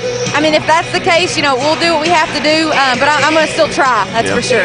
I know it'd be a week off before the district tournament, so hopefully you'll be able to find somebody to play, even if you have to go to their place. Yeah, I mean, and if we have to, but like I said, we can still work on us. I mean, I know we do want to play somebody else, but there's still a lot of things that we can use those days to practice and get better. But like you said, I'm going to try to keep finding one if I can. But this was a really good game to close with, if it is the last game of the season. And that's what we said in the locker room. This could be our last tune-up game, our last practice game before real season begins. Let's take advantage of it, and I thought we did. I'm just so proud of the girls. Coach, congratulations to you. Thank you, Jay. Thanks, Robert. Trojanettes winning 60-32 over Grayson County here in Litchfield tonight. As we'll come back with the CPC Commodities post-game report in a moment. This is Trojanette basketball brought to you by Don Franklin Auto Glasgow on 104thescore.com and Nash 103.7.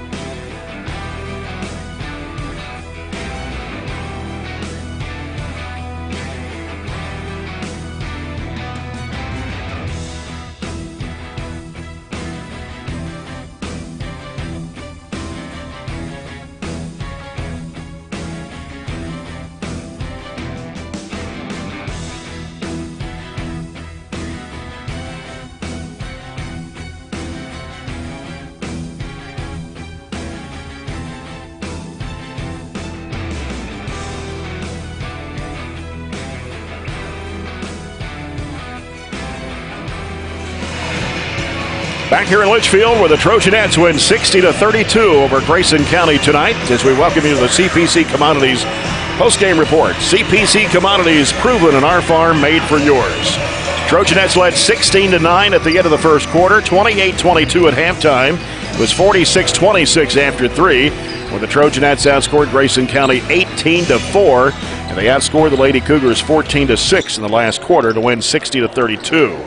Grayson County with 12 field goals. 2 of those were three-pointers. They were 6 of 9 from the free throw line. Arissa Riggs led the scoring for Coach Ted Hill tonight.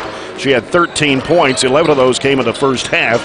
8 points for Rachel Snyder, which is half below her average of the season at 16.5 points a game. 5 for Annie Kuiper, 4 for Reagan Cave, and 2 for Briley Renfro, as Grayson County only had 3 field goals the entire second half. For the Trojanettes, 24 field goals, twice as many as Grayson County. 2 of those were three-point shots. Barren County 12 of 17 at the charity stripe and had 4 players in double figures. Katie Murphy with 18 tonight to lead Coach Piper, Lindsay's ball club. She had 8 baskets. 2 of those were three-point shots. 15 for freshman Abby Varney tonight. So we had the freshman duo tonight as Murphy and Varney combined for 33. Barren County's 60 points. Varney tonight had 5 baskets, and she was 4 of 7, actually 5 of 8 from the free throw line tonight. Raven Ennis scores 12 points in the game. She had 7 of those in the second half. 10 for Emma Hughes, the only senior on the club, with 5 baskets, 0 for 2 from the line. 2 for Katie Elmore and a couple of free throws. And Ashley Atkinson with a basket for 2 tonight. And Katie Gerald scores 1 point off 1 of 2 from the foul line. And Robert, you got a few stats there? Here we go. Shot the ball terrific tonight, 24-48 for 50%. I didn't even check the stats to see if that was the same total you had, but 24-48 is what I had. 2 of 12 for 16% from behind the arc. That's the only thing that even stands out. Like, you know, we could have done better, but you've got to be happy overall when you're getting layups and shooting some easy shots in the paint. That's what you want to see, 24-48. We held them to 12 of 46. They were 1 of 16 there in the third period, so 12 of 46, just 26%. They were 2 of 16 from 3. As far as rebounds concerned, we came in giving up about 5 rebounds to them on average, and we ended up out-rebounding them by 5. So we flipped that script. A great job there. We turned it over 12. They turned it over 20. So all in all, just I think it's one of our better games that we played, and really excited about how the girls looked. And if that's the last game of the regular season, that's a terrific momentum boost that you take into Tuesday night at our place against Allen County. All right, good win for the Trojanettes. Hopefully it's not the last regular season game, but if it is, they'll be off a week until next Tuesday night when they play Allen County Scottsville in the 15th District Basketball Tournament at Barren County High School, the first game on Tuesday night, the 1 seed against the 4 seed. Well, we're going to name the Monticello Bank Trojanet MVP of the game. Monticello Bank is your MVP when it comes to all your financial needs. Proud sponsor of Barren County Trojan and Trojanet basketball. Had 4 players in double figures tonight. Katie Murphy with 18, Abby Varney with 15, Raven Ennis with 12, Emma Hughes with 10, and... Well, listen, there's no rules to this, are there? No rules. There's no rules to this. Katie Murphy played by far one of the best games that I've seen. I think you give it to her, but, you know, without Varney playing the way she did, without Hughes defending the way she did, without Raven, you know, just kind of taking a back seat and really sharing the basketball, you know, none of that happened. So, you know, you give it to Murphy, but the rest of them just a very, very close second, and you celebrate a team win, a true team win, that if you play like that, you'll be tough to beat. Yep, absolutely. We're going to get ready for the Trojans and the Cougars coming up in Game 2 of our doubleheader. Barren County comes in 17-7, Grayson County 11-7. And stay tuned, the Don Franklin Glasgow Countdown to Tip-Off pregame report for the boys. Next on 104thescore.com and Nash 103.7.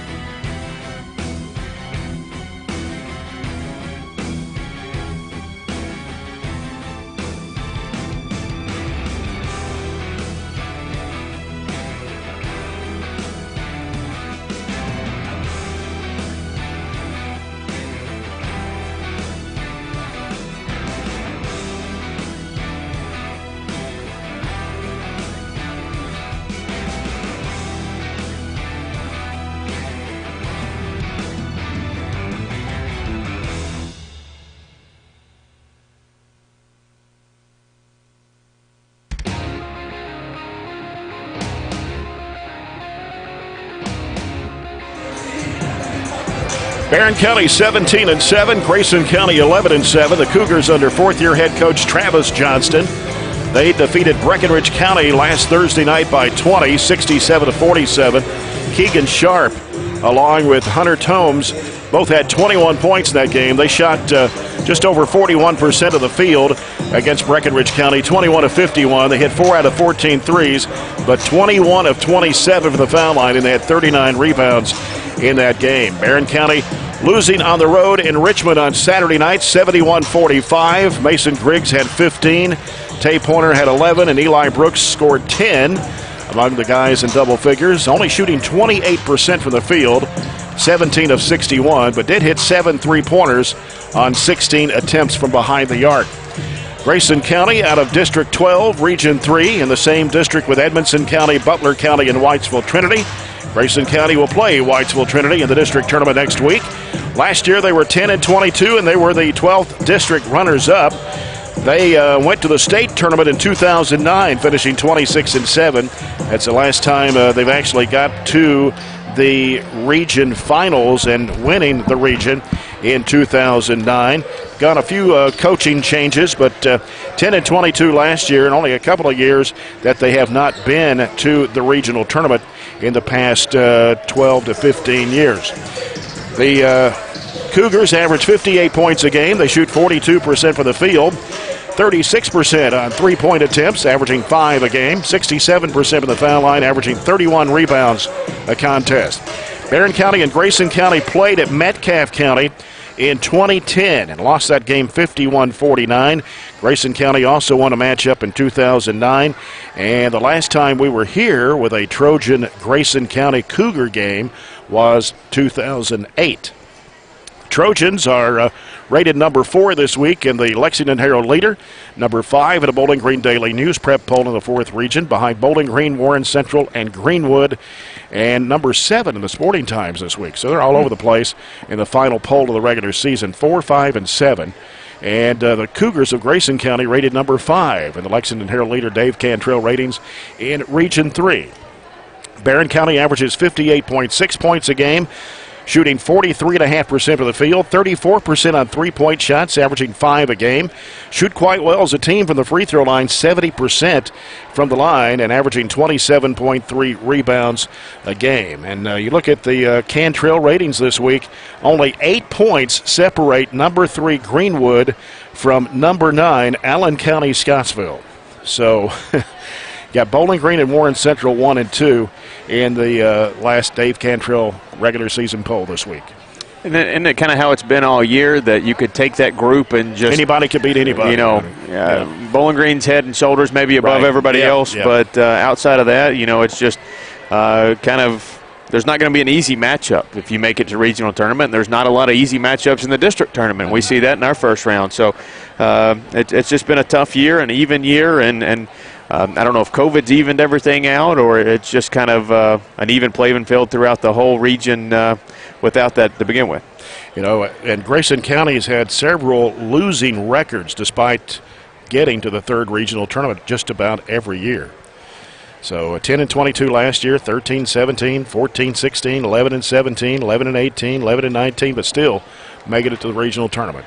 But you play Edmonson County, Butler County, and Whitesville Trinity. Right, you're not playing in the strongest of districts, if that's fair, and you see some of those. It's just, you know, sometimes you're not aligned by fairness, but you're just aligned by how your geographics fall. And you look at their schedule, much like the girls, even though they have 11 wins, they've only beat one team with a winning record, and that was Metcalfe a long time ago. So you know, it's not really that they're going out and hunting and finding a bunch of really good teams to play. Like, you know, they're not going to play Madison Central on a Saturday like we did. You know, we saw a very good team. They haven't played the likes of Bowling Green, E-Towns, anything like that. So we definitely have a much stronger schedule coming in at 17-7 than they do at 11-7. Yep.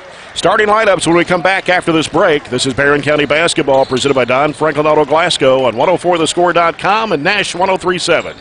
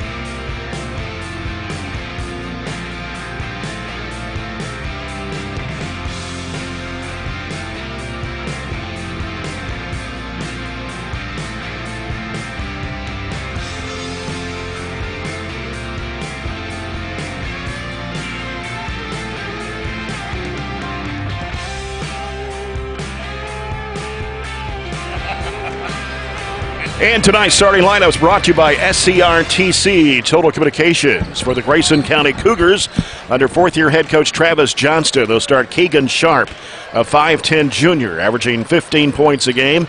River Blanton's a 6'3 sophomore, averaging 13.6 points, 7.5 rebounds.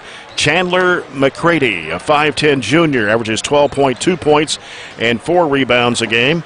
Hunter Tomes, a 6'1 junior, averages 7.5 points, 5.5 rebounds. And the other starter is Dylan Horn, a 6'2 sophomore, averaging 3.5 points and 5 rebounds a game. For the Barren County Trojans, under 13th-year head coach Warren Cunningham, 5'9", 150-pound senior Gavin Withrow, 9-point average a game. Tay Pointer, 6', 160 junior, averaging 12.5 points and 5 rebounds, along with Ryan Shirley, 6'2", 190 junior, averaging 5.5 points, 5 rebounds a game. Mason Griggs, 6'1", 155 junior, 14.6 points, 4.5 rebounds, and Corbin Murphy, 6'3", 235 and a senior, averaging 1.7 a game. What are the Zaxby's keys to the game? Well, it's next man up tonight as Eli coming off maybe his best game. He played at Madison Central, is out tonight. He actually hurt his finger in that game really early on. He has it pretty bruised up, and it's nice and swollen. So fortunately, I think he's going to avoid surgery, and he'll be back for the district tournament, but he's out tonight. So, we're going to have a little production off of the bench and just have a good collective team game, much like the girls did. And we'll be back with the Farmers RACC Jackie Browning Memorial Opening Half after this break. This is Barren County Basketball presented by Don Franklin Auto Glasgow on 104thescore.com and Nash 103.7. He forgot.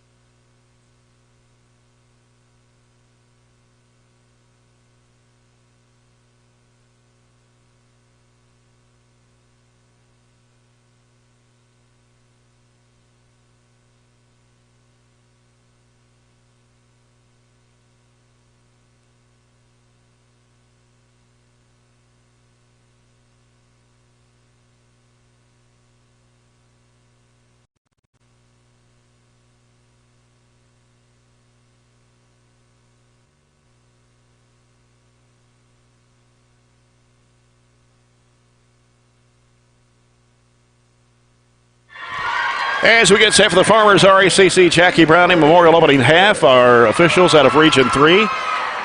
Brought to you by Barren County Sheriff Kent Keene. First quarter of action brought to you by German American Bank.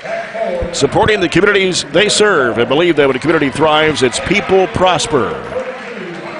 Some other games around the area tonight on the CRS Construction Area schedule, providing exceptional construction service with the highest attention to detail. Mentioned some of those doubleheaders tonight. Bowling Green at Franklin Simpson, Allen County Scottsville at Greenwood, Metcalfe County at South Warren tonight, among some of the games throughout the 4th region. Cumberland County girls at Warren East, Warren Central boys at Adair, Caverna boys at Bardstown, Bethlehem, Greene County boys at Cumberland County tonight. Trojans in gold uniforms with burgundy numbers and letters. Barren County in front of their jerseys, outlined in burgundy and white. They go into Murphy up on the left hand and puts it in. Will not have to deal with the size like we saw Saturday at Madison Central, and right there we take advantage of some of our size. Good lay-in by Corbin. Cougars in white with blue numbers and letters outlined in red. Kind of remind you of the Allen County Scottsville Patriots uniforms. As they get rid of it out to Blanton, they work it down in low, and a shot put up spins in for Horn. Went for the steal, didn't get it, so that left him wide open. 2-2 ball game. And here's Withrow giving it to Shirley. Gets it across the line left side. Hands it off to Griggs. Griggs circling to the right side. Withrow on the right wing. Back to Griggs. Griggs top of the circle. 2-3 zone. Pointer around the perimeter. Withrow back to Griggs. They work it in the corner to Pointer. He can't shoot. Skips it back over to Withrow. Here's a shot by Murphy. It is bouncing off the rim. Up high for the rebound as Griggs goes back up strong and puts it in. Good job going high, getting that one. Trojans lead at 4-2. Back for Childress. Must have started the ball game. Braden Childress, a 5'10 sophomore. Didn't have him down. Shot out of the left corner, no good for Sharp, and the ball out of bounds to Grayson County. We got a foul, and they're going to put it on, is it on Withrow? Yes. His first, and the team's first. The ball, that shot missed so badly that it carried right back into the corner, and they fought over the rebound, and Withrow got the foul. Blanton gets rid of it to Tomes. Tomes in the circle, wants to drive with against Murphy, throws it up against the glass and hits it. Murphy gave him a little contact. They played through it and still took it up and in. That's his name, Tomes or Toms? Tomes. Murphy in the right corner with the Trojans, tied at 4. Left side it goes to Withrow, in the corner Pointer. Pointer bounces back to Withrow. He'll send it over to Griggs on the right side. Griggs wants to drive with it, cut off. Kicks it in the left corner. Pointer with a 3. It is bouncing high off the rim. Murphy with the offensive rebound. Griggs has it in the right corner out to Withrow. He'll fire for 3. Got it. We shot the ball well the other night and continuing that with our first 3 of the game. And that's Gavin Withrow's 32nd three-point shot of the year for Barren County. 7-4 Trojans and a People's Bank 3 for Gavin Withrow, the senior. Grayson County with the basketball. Sharp gives it back out front now to Horn. Now Horn sends it left side corner. Wide open 3 look is no good for Sharp. And Withrow has the basketball for the Trojans. Withrow gives it off to Griggs. Fakes. Wants to drive. He's cut off free throw line. Up and under. Shot is good. Nice move in there by Mason Griggs for his 4th point. Yeah, took the difficult route going right. If he had crossed over left, I think he'd had a wide open layup. Barren County leads it down 9-4. Within the back court is Childress. Goes right side with it to Tomes. Now here's a lob down. They tried to throw it down low underneath the basket, and apparently Blanton was out of bounds underneath the basket when he caught it, tried to save it. We were fronting him, so he thought he had that backside lob open, but the lob would have let him out of bounds like it did. Full court pressure by Grayson County. Ball comes into Griggs. He's racing down the floor. 2-on-1. He'll go to the basket. The shot is no good, but a foul. They're going to call it out on the floor. And they put it on, I believe, Childress. First foul of the basketball game against the Cougars. So it's a non-shooting foul. Trojans will take it out. It's Withrow to toss it in. Gets it into Shirley. Out to Griggs, left of the lane. Withrow going to fire it for 3 from the left side. No good. Battle for the rebound, and it's Childress with it for Grayson County. Childress works against Pointer out front. As they spread out the floor here, they give it to Blanton. Now Blanton kind of pushed off Griggs, takes it to the basket. He walked.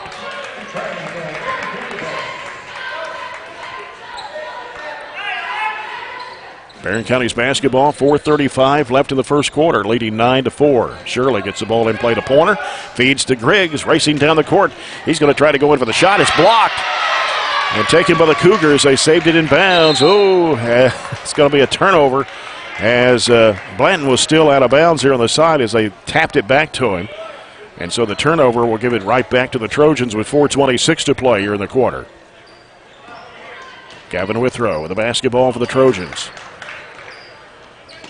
Withrow out top. Bounce off to Griggs. Spin move. Going up with a shot off the window. No good. Rebound comes off to Tomes for Grayson County.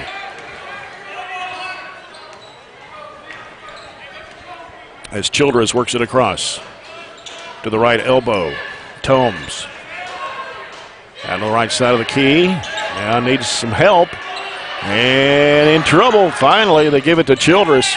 Childress against Pointer. Head to the right side. Brings it back out front. Childress takes Pointer. 1-on-1. Spin move. Pump fake. Puts it up. It rolls in. Childress only averages 2.5 points a game. His first basket is 9-6 with 3:36 to play here in the first. Griggs with the basketball, screened by Murphy. Has to get rid of it. Back out to Pointer. Swings it left side to Withrow. Shirley sets the screen as he dribbles, trying to penetrate. Goes back to the right side to Pointer. Pointer now on the dribble. Murphy setting the screen, but he's going to go the other way. Spin move, got in trouble, and he traveled.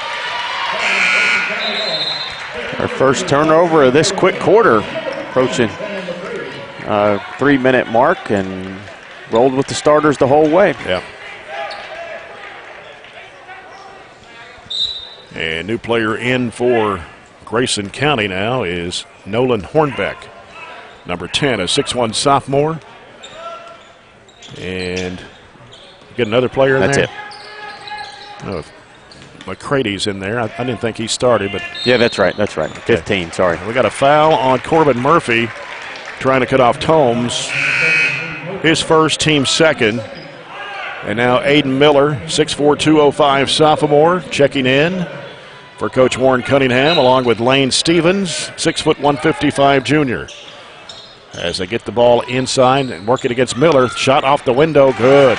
They're 4 of 4 from the field. They missed 2 threes, but all the twos they've taken, they've hit.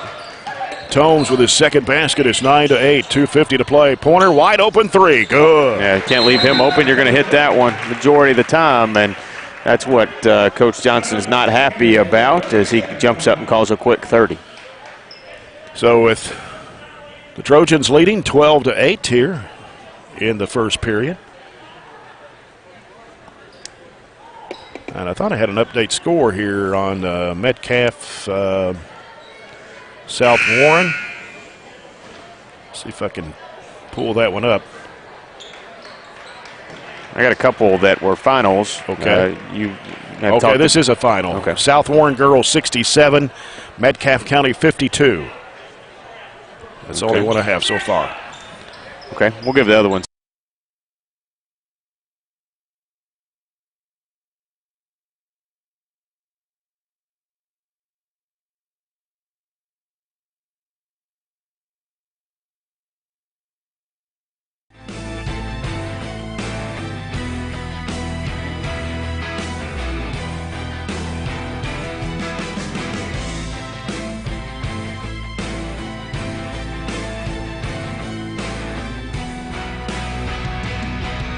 Good. And it's saved in bounds. Grayson County has it going the other way. Front court right side, McCready. Back out to Sharp. Sharp getting the screen, dribbling right against Withrow. Pulls back, shoots a three-pointer, and it rattled out. Rebound taken by Tay Pointer for the Trojans. Can't miss a 2 and haven't made a 3. Withrow, right side, down low, Lane Stevens. Dribbles it out, he's in trouble, bounces it in there to Griggs, and a lot of traffic, up and under, move, puts it up, and it's in there. I thought he was going to come off. We'd missed on the left side of the rim on the back and almost came off of there. Yeah, almost. We'd missed our last 3, so we needed a bucket there to keep the lead. 14-10, here's Sharp driving, runner, good for Sharp. A running one-hander for Keegan Sharp, his second basket. It's 14-12. Trojans with a 2-point lead. Pointer goes up the baseline, puts it up, can't get it to go. Falls right in the hands of Miller. He puts it up, no good, but a foul.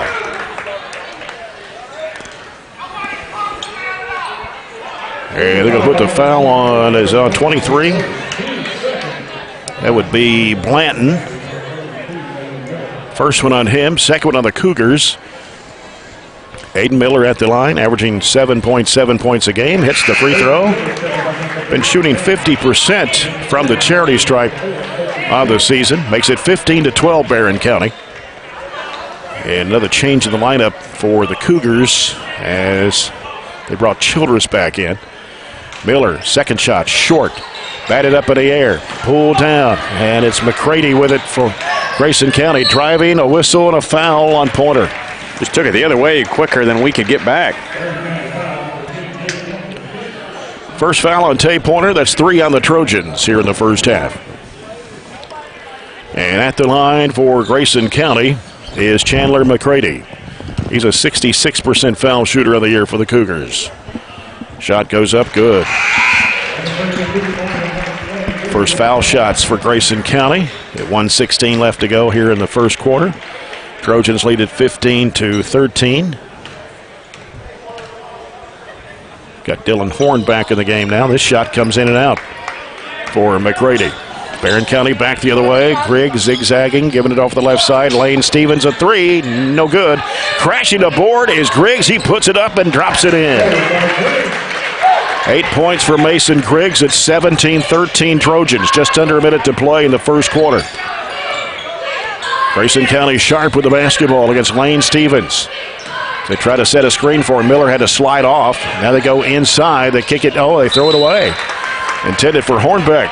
They didn't handle that rotation very well. They actually had us in a situation where we had two guys on the same person, and if they had rotated a little bit quicker and cleaner, they would have had a layup. Colton Stevens with the basketball to Lane Stevens at the right elbow. Shovels it off to Pointer. Can't shoot the three. Lane Stevens set the screen. Then he threw it away as Pointer, a turnover. And a bounce pass, a 2-on-1 break, and a layup good for Childress. Both thought the other one was going to go get it, and Childress was the one that ended up doing it. And it's 17-15. Trojans with 20 seconds to play in the first. Colton Stevens with the basketball, reversing right, going to Mason Griggs. 15 seconds to play. Griggs gets it in there to Pointer, going a lot of traffic, trying to go underneath the Miller. He should have went up with a shot. Yeah, lay it in. Instead of trying to pass it off. Turnover by Barren. 6 seconds to go. They work it down low. They kick it back out, and a long desperation three. Good. That's about 25 feet out for Keegan Sharp, and he's been hitting those threes. That's his 50th one of the year for Grayson County, and the Cougars take the lead after one. It's 18-17. Back to Litchfield after this break. This is Barren County basketball presented by Don Franklin Auto Glasgow on 104thescore.com and Nash 103.7.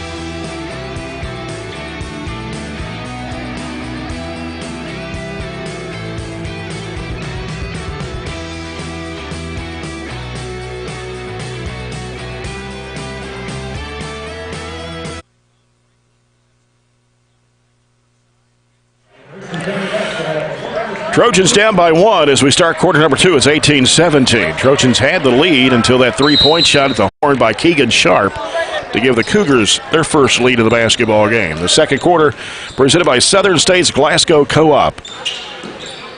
As Gavin Withrow's back of the court now. Here's another three-point try. Left wing bounces off the rim. Miller with the rebound. Gets rid of it off to Colton Stevens. Down to Griggs. Breaks across the lane, spin move, up with a one-hand shot. It won't fall. And the rebound comes off to the Cougars, Dylan Horn. And Keegan Sharp with the basketball, 5'10 junior, who averages 15 points a game. Works it to the right side, dumps it off at a baseline. They dribble it back out to Childress from Horn. Childress out dribbling in the GC logo, midcourt. Right side, a new player in the ballgame, Owen Bratcher, a 6'4 junior. As they got Miller guarding him. And now working with it left side, McCready goes in for the shot. I think one was going to call an offensive foul. And that's what we'll the other one did too. Yeah. They finally got McCready his first and the team's third. We shot 7 of 15 for 47%. The problem is we let Grayson County hit 80% of their shots in the first quarter. They were 8 of 10, including that three at the buzzer. That was their first one, but gave them the lead. Right elbow, Ryan Shirley. Left side, Withrow trying to go down low to Miller. And as they fight for it going out of bounds, it's going to be Grayson County's basketball. It's our fourth turnover. We've got to do a better job getting an angle to get that entry pass, and Aiden's got to hold him off to go get the basketball. Childress checking out the ball game for Grayson County. And in for him is River Blanton as the ball comes into Sharp. Sharp will work against Colton Stevens now.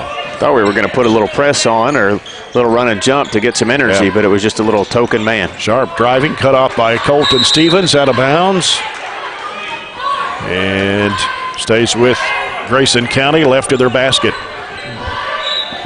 As Sharp will get the ball in play. As it comes out to Blanton. They working it back around to Sharp. against Colton Stevens. Straight away out top. Working to the right side off the screen. And he'll hook it in the lane. Shot goes up short. Rebound claimed in there by Aiden Miller. Here comes Mason Griggs weaving through traffic. Little head fake, spin move. Tried to go for the shot, had it blocked on him. And take him with the Cougars. Just can't get anything inside to go. We're struggling right now. Jump shot, left elbow, in and out for McCready. Rebound, Ryan Shirley. Colton Stevens ahead up to Miller. Whistle and a traveling violation on Aiden Miller. Corbin Murphy will check back into the Trojan lineup for Aiden Miller, and Tay Pointer also comes back in for Coach Warren Cunningham for Colton Stevens. Slow start. Nobody's playing particularly well for us right now, and Warren's trying a bunch of different combinations to try to see a group that jives. Yep. Keegan Sharp with the basketball for the Cougars as he's defended out there by Tay Pointer. Goes left side with it to Bratcher. Bratcher sends it back to the right side to Horn. And now Horn looking down low, and the ball's going to go out of bounds. Off in Blanton. Barren County's basketball as Trojans trail 18-17. We played about 2.5 minutes. Neither team has scored here in the second quarter. Backdoor pass. Griggs puts it up. Got it. He may have got fouled too. 10 points for Mason Griggs. Give the Edward Jones, Jamie Harris assist to Gavin Withrow. Trojans back on top now, 19-18. Here's Sharp driving against Pointer, going to the basket. Shot it up, no good. Battle for the rebound. Murphy has it, off to Withrow. Long bounce pass down the corner. Griggs out to Murphy. Ball skipped off him, but Withrow is there to get it. Withrow gets bumped, throws up a teardrop shot that's no good. And a rebound comes off to the Cougars. On the right side of the floor, Blanton up with a one-hand shot, no good. And Murphy claims the board for Barren. Comes up to Griggs. Griggs left of the circle. He'll go right side with it to Withrow. Out top to Pointer. Left side to Shirley. Now sends it back out to Withrow. Right side it goes to Griggs. Fires up a three, and it's no good. Didn't even draw iron. Hit the left side of the backboard from the right side. Sharp with it for Grayson County. 4.5 minutes to go here in the second. 19-18. Not a whole lot of offense scoring-wise here. And here's Childress working against Pointer. Spin move. Oh, he collides with him. Should have been an offensive foul. So he lowered that shoulder, and they missed the shot. Griggs with the basketball off to Pointer. Pointer stops and looks. He gives it over to Griggs to the right side of the key. Gets a screen from Murphy. Trying to find an open space there. Gives it back to Withrow. Left side it comes to Pointer. Pointer on the left wing. Backs out a couple of steps. Gets a screen from Shirley. Now he's picked up his dribble. Goes to Griggs straight away on the right side. Right wing is Withrow. And he'll feed it in the middle to Griggs. And has to back out a little bit. Gives it over to Pointer on the left wing. Pointer trying to make a move but can't. Cut off. Now he's picked up his dribble. Back out front to Withrow. 3:38 to go in the half. 19-18 the Trojans. Griggs with it, long range right. Being chased out there by Childress. Gets rid of the basketball. Withrow open for the three. Bingo! Didn't have much, so he backed it out, got a call from the bench, and got Gavin open over here on the left side. Gavin Withrow's second three-point basket. Peoples Bank three of the half. 22-18 Barren. 3:13 to play. Needed that. It was looking like a bad pickup game there for a few possessions. And here's Sharp curling around to the left side. Dumps it back off. Shot blocked by Griggs, but taken in there by Grayson County. And we're going to get a blocking foul on Ryan Shirley. And that will be his first. Barren County's fourth of the half.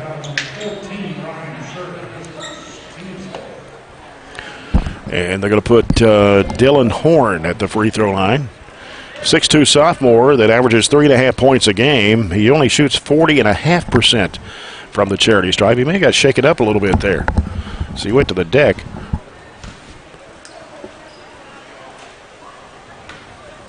Horn for two. And the first shot goes up, and it's good.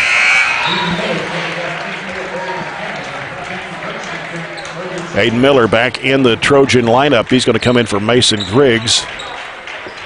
And a couple of changes in the Grayson County lineup as they brought Hunter Tomes in the ball game. And also Childress, I believe. Second shot's good for Horn. Got to go with a little bit different lineup because Eli's not in there, so it just messes up your rotations just enough to have some odd lineups. Withrow getting the screen from Miller. The ball kind of popped away, and Withrow there to get it. Pointer on the right side. Pointer backs away with 2:43 to go here in the half. A 22-20 Barren County lead. Withrow right wing. Looking. Trying to get it into Miller, and the ball off the foot of Childress. Stays with Barren County. The ball comes out to Shirley. Shirley out top with it. Right side over to Pointer for three. It is good. Got a little double screen there, hid behind it, and got him the ball. Withrow and Pointer have combined for 4 threes. 4 People's Bank threes here in the first half, and it's 25-20 Barren County. Sharp with the basketball as they give it out top now to Horn. Off the screen, here's Sharp. He's cut off by Pointer. Now Blanton with it. Blanton bounce pass off the left side to Horn. Goes right side corner to Sharp. Back out to Tomes. Now Tomes is covered up by Miller and has to throw it back out to midcourt to Childress with 1:48 to play. Childress left side over to Sharp. Sharp out top now to Horn. A whistle, and we got 3 seconds or a moving screen. Oh, a walk. Okay, I didn't see that. That rail was right in my way. It's their third turnover. They are 0 of 7 this quarter. Only a pair of free throws, and that's a stark contrast to what they were in the first quarter. They were 7 of 7 from 2 and haven't made one here at all in the second quarter. Right elbow Shirley. Hands it off to Withrow for 3. Write it down. So that'll help. With them making no field goals, we've got to work on extending that lead. So we've got it up to 8, and then that couple of threes, 3 threes actually in this quarter helps. Yep. And Gavin Withrow with 3 People's Bank threes here in the first half. The lead is 8, 28-20. Childress driving to the right side. Here's Sharp, long range right. Backs it out almost to midcourt against Tay Pointer with 1:08 to go in the first half. Wants to take him one-on-one, but dishes it off in the left corner. And it was a walk there. He pivoted the other way. Shot up and in. I don't know how he got that one. Tomes looked like he pivoted the wrong way, picked up the wrong foot, but got a 2-point basket out of it. It's 28-22. Right side it goes to Withrow. Withrow bounce pass out to Pointer. He'll give it to Withrow. Another 3-point shot. Got it! Ran the same play, or the same a wrinkle of the same play that we got Tay open a while ago, and get it to the hot hand. Good job by Warren and his staff getting Gavin another 3. That's 3 this quarter, right? Yeah, 3 this quarter for Gavin Withrow. 12 points in a basketball game, 4 threes. People's Bank threes, and a 9-point Barren County lead, 31-22. Their largest of the ball game with 20 seconds left before halftime. 4 of our 5 buckets this quarter have been threes. They have. Sharp with it out in the middle of the floor. 10 seconds to go. Look for him to go for the final shot. Yeah, need to stand. Don't give up a 3 like you did last quarter. Sharp trying to get the screen set. Goes right side. He's going to slide over. 3 in the air is no good at the buzzer. And that's the end of the first half. And the Trojans on top here at halftime, 31-22 over Grayson County. We'll be back to Litchfield for our halftime report, brought to you by South Central Bank in a moment. Always remember, if you find a vehicle on DonFranklinAuto.com, Don Franklin will then bring that vehicle to Glasgow and let you experience the Don Franklin difference. This is Barren County High Basketball, presented by Don Franklin Auto Glasgow on 104thescore.com and Nash 103.7.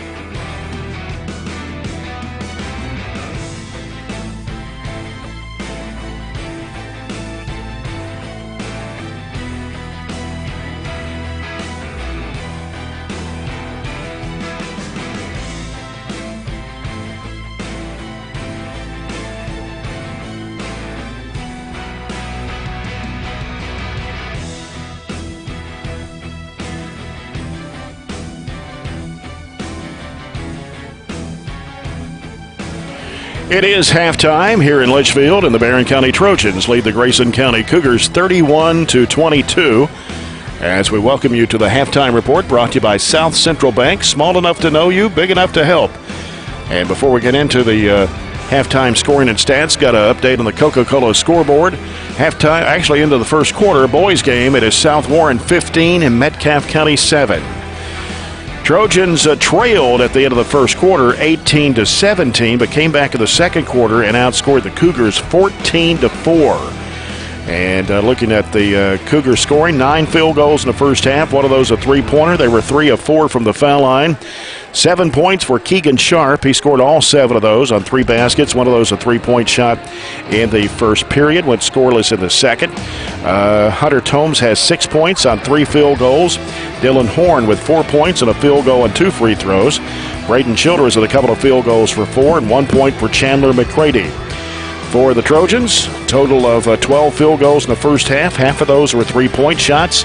1 of 2 from the foul line. Gavin Withrow, 12 points in the first half on 4 three-point shots. 10 points for Mason Griggs on 5 two-point baskets. Tay Pointer with a couple of trays for 6 points in the first half. Corbin Murphy had 2, and Aiden Miller scored 1 point in the first half. Ryan Shirley started the ball game, did not score. Colton Stevens and Lane Stevens saw action but did not score in the first half. But Trojans, half the field goals coming from behind the arc. Yeah, shot the ball really well in that second period, and especially from 3. So overall for the half, 12 of 24 for 50%, but a little bit better from 3, 6 of 10. So as you said, half of those field goals in the half were threes. Shooting 60% from 3 and 50% from the field is a great quarter, especially when you can hold Grayson County just a 9 of 20, only 1 of 7 from 3. They were 1 of 9 combined in the second quarter after starting out 8 of 10. So you think about it, I'm sure Warren was really not happy with his first quarter defense, giving up 80% from the field.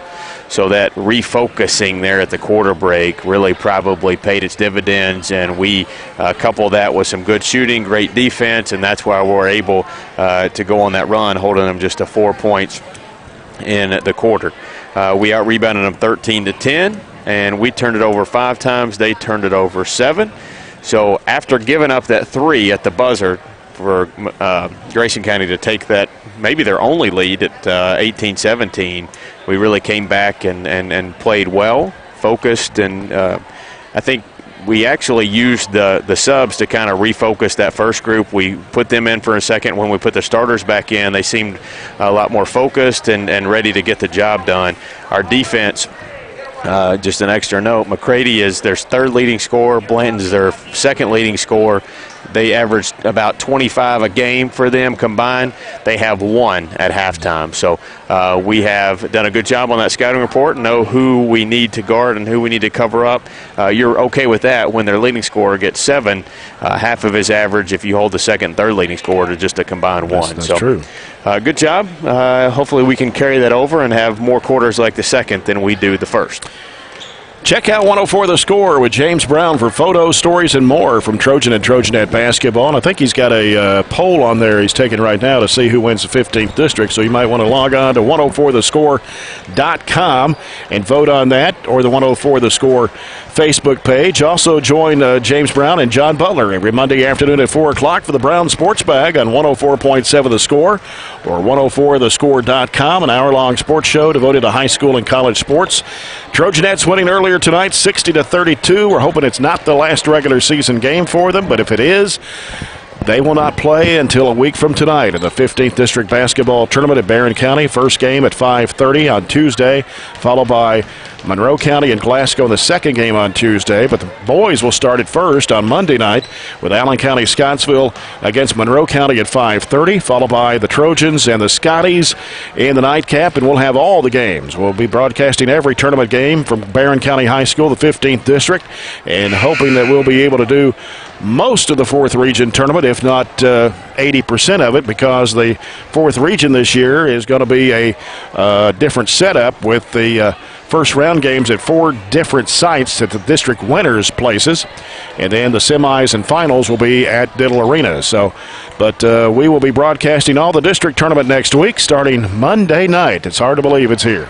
Yeah, it seems like a super long season. Think about it, started October 15th, and we're already into the second week of March. And again, the Trojans play at Pulaski Southwestern Thursday night at 6 o'clock. We'll have the broadcast that game unless the Trojanettes get a game a little closer to home or a home game, so we'll just have to wait and see. But anyway, the Trojans will be in action Thursday night 6 at Pulaski Southwestern in Somerset, and we'll be there if we need to be. That sounds good to me. All right, we'll be back with the second half. The Farmers RECC Jackie Browning Memorial second half after this break. This is Barren County Basketball presented by Don Franklin Auto Glasgow on 104thescore.com and Nash 103.7.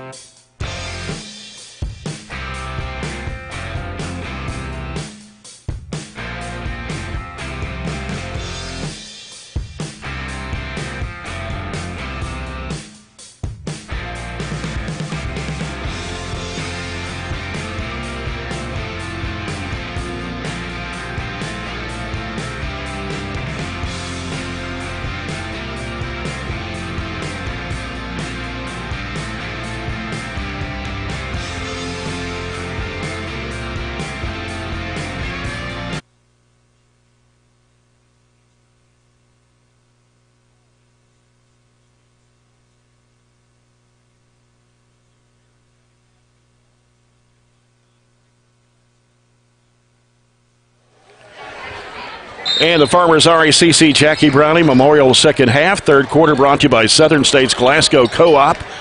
Barren County with a basketball pointer goes left side to Shirley.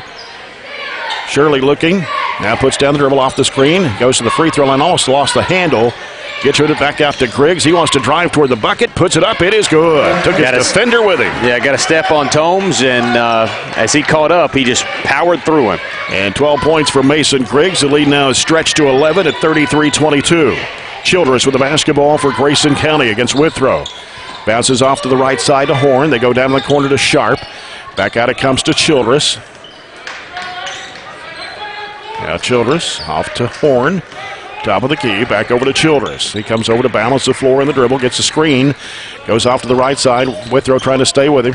Jump pass coming back out now to Blanton. Blanton did not score in the first half, averaging almost 14 a game. And now they work it down low as he got around Shirley. Shot goes up, it's no good. Rebound and a whistle and a foul. We're going to get a foul on Ryan Shirley, his second, team's first of the second half.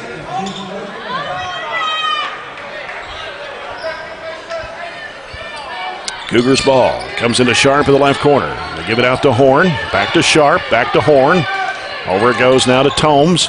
Tomes, right side of the circle. Long distance on the right side is Childress. Gives it back to Horn on the left side. In the corner goes to Sharp. Sharp back to Horn around the perimeter. Here's a wide open three look in the air that is no good. Batted up in the air and chased down. Cougars keep it alive as Tomes fought for it. Here's a spin move trying to force up the shot. It's no good. Shirley claims the board. Clears it out. Gives it to Withrow. Finally able to clear that one out. They had 3 looks at it. And Withrow at the free throw line. Bounces underneath. Here's Griggs putting it up and in. Nice little assist there from Withrow to Griggs. The Edward Jones, Jamie Harris assist, and a timeout by Grayson County. After the Withrow assist, brought to you by Edward Jones financial advisor Jamie Harris. Let Jamie Harris of Edward Jones assist you today with your financial planning. Come out of the gates in the first about minute and a half and put 4 straight on the board to extend the lead to 13. Grayson County up, quick timeout. It was a great job defensively. Corbin Murphy used that upper body strength not to let them penetrate the lane, and they got the miss. We cleared it out, and an excellent little play to make their second field goal, 2 of 2 from the field to start the second quarter, picking right up where we left off in the second quarter. Coca-Cola scoreboard update from the South Warren Metcalfe County boys game. South Warren leads Metcalfe at halftime 29-21. I got several more we didn't get to go over at halftime if you want me to throw them at you. Let's do it right now. After Greenwood girls beat Allen County's girls, Greenwood's boys are up 22-10 at the end of the first quarter over Allen County. Warren Central is up 55-29 at the end of the third quarter over there. Bowling Green girls beat Franklin Simpson by 40. Wow. And then their boys are up 38-22 over Franklin. And you gave the South Warren Metcalfe score. It's 15-7 at the end of the first. What was the Greenwood Allen girls score? 58-49 Greenwood. Childress has it for the Cougars of Grayson County, guarded by Gavin Withrows. He brings it across the half-court line. Kind of spread it out here. He's still on the dribble, going left side with it to Tomes and back out to Childress at midcourt. Childress wants to drive against Withrow. Had it slapped out of his hands by Withrow. Stolen. Gavin trying to throw it up court, and he had it swiped away. And Pointer down on the floor fighting for it. Underneath to Murphy, he puts it in. Not sure we could ever do that again, but hustle play by Pointer, threw it up, and Murphy, strong two-handed layup. And the lead is stretched to 15 now. It's 37-22, Barren County. 5.5 minutes to go in the third quarter. Working it down low against Murphy. They stolen away. Here's Griggs. He's going to go all the way to the rack. He'll lay it up and in. 4-4 to start the quarter, and Grayson's going to think about another timeout here soon. 16 for Mason Griggs, 39-22. Grayson County Sharp with the basketball. Working around a screen out top. Sharp. Out almost to midcourt. Tay Pointer trying to stay with him. He drives right side, lobs it in the corner to Blanton. Blanton against a nice crossover move, but lost the handle. And down on the floor is Pointer. Jump ball, possession arrow going back to the Cougars. It's dangerous there. Get rolled up underneath that ball. Looks like Tay's okay. 4:51 to play here in the third. Barren up by 17. As they throw it out front to Childress. Childress backing out of the dribble against Gavin Withrow. And now he'll get rid of it over the left side to Horn. Out it comes to Tomes. Right side is Sharp. Fakes, wants to drive. Cut off. 4.5 to go. Good defense by the Trojans. Looks so much better than it did the first quarter. Yep. Which they outscored Grayson County 14-4 in the second period. And they've outscored them here in the third, 8-0. Almost picked up by Griggs. They dump it off on the right side. Childress slides over for the three-point shot. It's in and out. And we're going to have a whistle and a foul. Who did they put it on, Murphy? Yes, Corbin Murphy will get that one. He was holding with one hand and tried to go up and get the other one. Tried to go up and get the rebound with the other hand. That's his second foul. Second one on the Trojans here in the half. Here's a three, and it's good. Knocking it down. That was Blanton. And that's his first points of the basketball game, his 24th three-pointer of the year. And that trims the lead to 14 at 39-25. They actually shoot the three really, really well. Blanton shoots it over 36%, and then McGrady shoots it over 35%, and Childress is Sharp's their best three-point shooter at over 40, but we really just kind of held them down after they made one in the first half. They haven't made any till that one. Well, Tay Pointer for Barren County knocked down 2 trays in the first half for his 55th and 56th three-point shot of the year. 6 threes is a game's worth for a lot of teams, but that's what we had in the first half. Barren County's basketball leading by 14. It's 39-25 as Gavin Withrow will bring it across the midcourt stripe. Bounces in there to Shirley. Got bumped, but no whistle. Out it comes to Pointer. Here's his three shot. Is in and out. And the rebound pulled down by Tomes. Sliding just a little bit. Didn't go straight up and down and drifted the ball to the left. Childress, right side over to Sharp. Sharp out top. It's Tomes. Back to the left side. Childress halfway to the corner. They go down in low. Split the defenders. Put it up and in, but it's not going to count. He walked. Grayson County's third turnover of the third quarter. And so with 3:38 to go here in the third, Barren with a 14-point lead. Aiden Miller back in the lineup for Coach Warren Cunningham for Corbin Murphy. Griggs has 6 of Barren County's 8 points here in the third period. Left elbow, Shirley. He's looking, turning, putting down the dribble. Now he's picked it up at the right elbow, going to fire up the shot, and it's no good. Rebound comes off to Childress for Grayson County.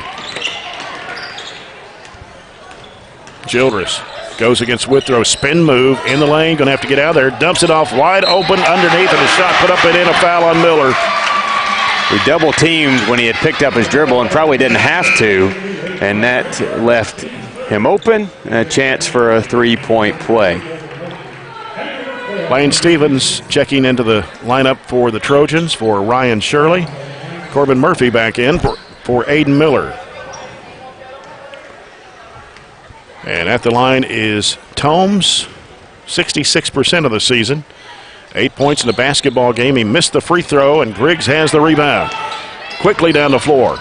Intended for Pointer on the bounce pass. Is broken up. Oh, we're going to get a foul. And they're going to put it on Gavin Withrow. Yeah, that's one of those, the bounce pass is the right pass, but you got to fake up to get that defender up on his tiptoes and then go underneath. We didn't do that. We just tried to throw through his arm. Second foul on Gavin Withrow. That's 4 on the Trojans in the second half. And it leads down to 12. It was 17 at one time at 39-22. As Grayson County has come back with 5 straight points. Driving strong to the bucket. Here's a shot going up, no good, but a foul on Barren County. That's McCready who just checked back in a little bit ago. And the foul is on Lane Stevens. His first, team's 5th. We're not closing this quarter out well. And we're 5-0 on fouls here in the second half. Free throw is good for McCready. That's his second point of the ball game. He averages double figures at 12.2 points a game. Has not hit a field goal tonight. As Grayson County now gets Hornbeck back in, number 10. 39-28. 6-0 run by Grayson County. And this shot on the way, good.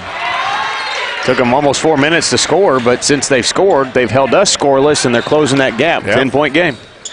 17-point lead down to 10 with 2.5 minutes to go. And have a foul on McCready. He fouled Withrow. Yeah, he was just laying on him. So there's the first foul of the second half against Grayson County. As Withrow out of the side to toss it in. Comes out to Murphy. Gives it back to Withrow. Now Withrow working the right side. Gives to Pointer. Long distance three. Short.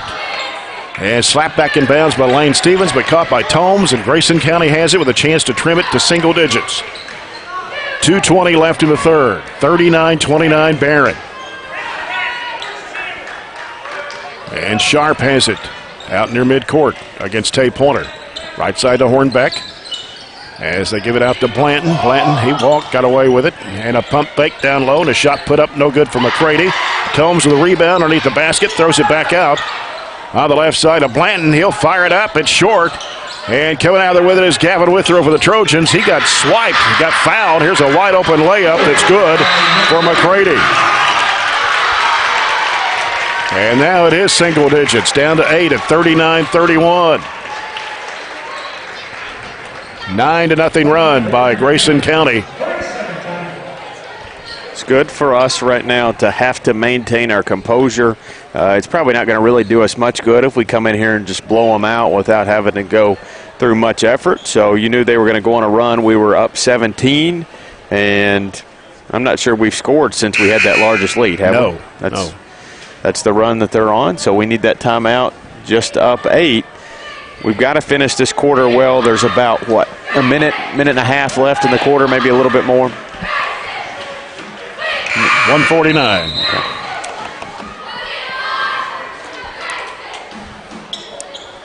Trojanettes winning earlier tonight, 60-32 over the Lady Cougars. Gavin Withrow going to bring it up now against McCready. Gets it across. Gets it to the right elbow. Griggs turning, spinning back left, going up and under. Shot blocked. And here comes Grayson County as it's broken up by Withrow. Almost lost his balance because the ball came so hard. He got fouled, no call, but Griggs has it in the right corner, needs help. Bounces in there to Pointer, goes to the basket, puts it up and in. Tay Pointer with his 8th point of the night, and it's 41-31, back up to 10. Minute 13 left in the third. Sharp with the basketball for Grayson County. Working right side as they spread the floor out here with 1:05 to go. There's McCready trying to muscle it up. Shot in the lane, no good. Rebound by Corbin Murphy and a foul. Going to put it on Horn, his first, team's second. Aiden Miller coming back into the Trojan lineup for Corbin Murphy with 58 seconds to play here in the third period.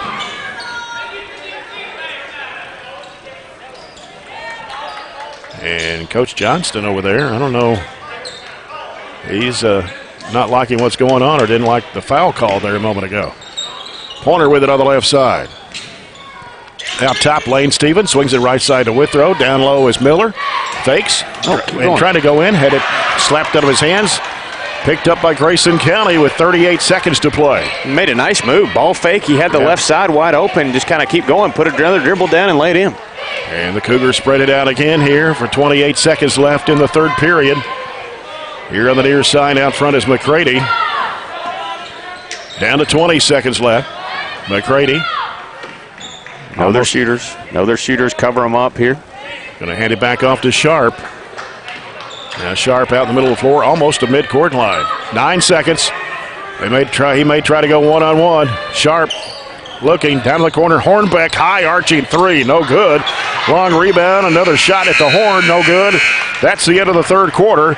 And after three here in Litchfield, it's Barren County 41 and Grayson County 31. We'll come back with the fourth quarter after this timeout. This is Barren County High Basketball presented by Don Franklin Auto Glasgow on 104thescore.com and Nash 103.7.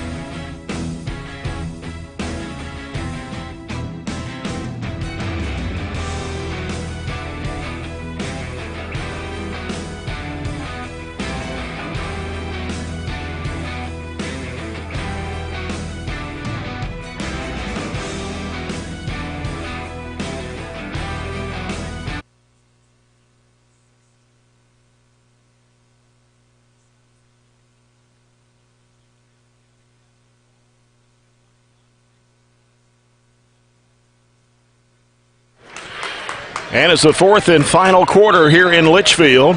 Brought to you by South Central Bank. Small enough to know you, big enough to help. Trojans did outscore Grayson County 10-9 in the third period, led by as many as 17. Here's Mason Griggs out to Pointer, top of the key. Back to Griggs, pulls over the 15-foot jumper. Good. Griggs with his 18th point of the night.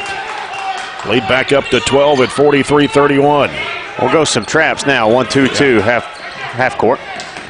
Sharp in a trap. Cross-court pass over to Horn. Down the left corner to Blanton. They're working around the perimeter. They go in. Oh, there's a collision. That's an offensive foul. Ryan Shirley taking the charge from Tomes, his first and the team's third. Right place, right time. Slid over and just took it right in the chest. And Barren County's basketball, Shirley inbounds to Withrow. That's what you get when you rotate the right way. Now Withrow looking, gets rid of it over to Pointer. Pointer on the left side, out top to Shirley. Right side he goes to Withrow. Going to fire a 17-footer, and it is, it spins out, went halfway down and came out. Griggs trying to go back up with it. He's fouled. And it's on 32. That's Tomes, his second, team's fourth. Mason Griggs, his first trip to the charity stripe tonight, 79% on the season.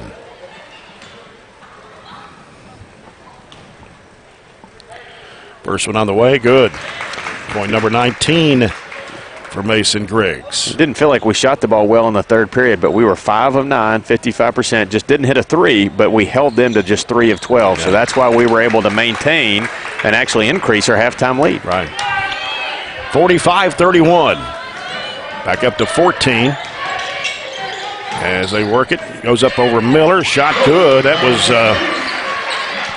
McCready. McCready scored 6 of his 7 points here in the second half.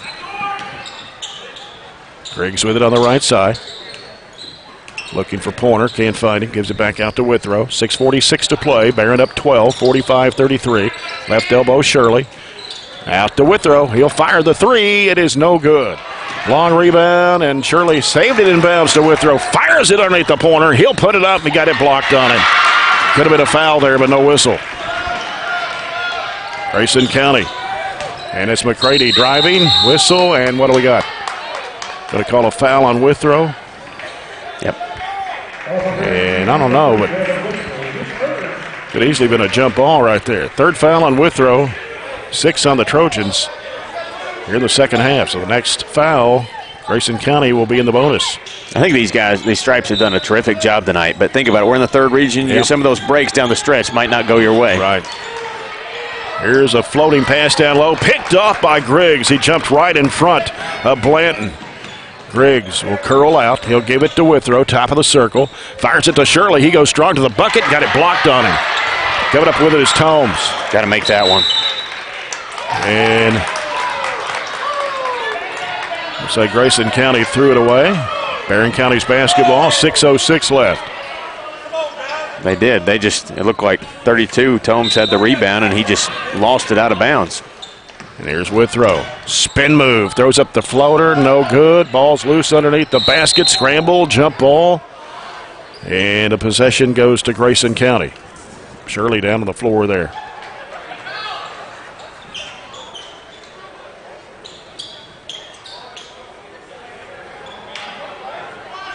Ryan Shirley battling in there. He was holding his back there a second ago. Guess he's okay. Grayson County with it. 5:55 remaining. 45-33 Trojans. Sharp with the basketball for the Cougars. Sharp goes left side with it to Blanton. Blanton out to Horn. And now Horn trying to call the play out there. Direct traffic. Goes to the right side. Bounces it out to Sharp. He'll get rid of it over to McCready. Back out to Sharp. 5.5 left. Sharp going left side with it. Fires up a three-point shot from the left wing. That is no good. Ball slapped out of bounds as McCready came over the top of Withrow. Barren County's basketball with 5:22 left. And Coach Travis Johnston's going to bring back in Braden Childress. Barren up 12. Larches has been 17 early in the second half. Griggs with it on the right side. Tried to force it in there to Pointer, but he did get it. Miller in the right corner, having some trouble. Bounces it out to Griggs. Griggs around the top of the horn, wants to drive. Goes to the basket, puts it up and in off the window. Quick timeout by us after that bucket. Good, strong move, Mason Griggs. Mason Griggs now with 22 points on the night. 10 in the first half, 12 here in the second half. Timeout with the Trojans leading now 47-33. He went up over Sharp and Tomes. Both have a size advantage over Mason, but we know him to not be scared to go inside and use some creativity to get it up off of the window and in. Nice job stretching our lead back to 14. Remind you to listen to our broadcast here on Nash 103.7, WHHT FM, Cave City, Glasgow, online at 104thescore.com and on BCHS Live. Last week of the regular season. District tournament starts Monday night at Barren County. Short turnaround, 1 day off. We go right to Somerset on Thursday. Trojans at Pulaski Southwestern, 6 o'clock. Decent basketball team. Be on the air about 5:40 with that broadcast, unless the Trojanettes come up with a game. Switch to a little zone here out of the timeout. Grayson County, it's Sharp trying a 27-footer that's no good. Rebound comes off to Withrow. Withrow gives it to Griggs. Griggs dribbles it, goes to the basket, flips it up in the lane. It rolled off the rim. Follow-up no good for Miller. And coming up with the basketball was Blanton. He did throw it off of Shirley, just barely brushed him. He really didn't have to. He didn't have to. He was inbound. He was, and he wasn't falling out. Right. I don't know why he did it that way. All he had to do was turn and go up court with it. He's lucky he actually hit Ryan. That's right. Because he almost missed it. 4:20 left in the contest. 2-3 zone applied with the Trojans. McCready trying to slice his way through. Throws up the shot. It's no good. Rebound to Ryan Shirley. Comes to Pointer. Gives it back to Shirley. Hands it off to Withrow out front. 4:05 left in the game. Barren up 47-33. Pointer with it on the right side. Out to Shirley. Left side Withrow. Now Withrow gives it out to Miller. Back to the right side it goes to Shirley. Shirley. Down the top of the key. Over to Miller. Now Miller gets rid of it to Pointer. It's all right to run a little time. Yeah, oh, sure. Got a 14-point lead. 3:40 left. Be patient. They go in on the curl. It's Griggs going over the shot. Had it blocked. He goes to the deck. Miller throws it back up. And a foul called on Grayson County.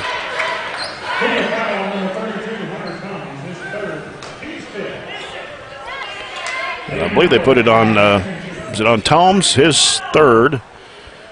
And the Cougars' 15 foul. Aiden Miller at the line. The shot good. Second point of the game for Aiden Miller. Makes it 48-33. And the second shot goes in. 49-33. Back up to 16. Largest has been 17 for the Trojans. Need to close this out. 3-2 zone here. Look, maybe working on something for next week.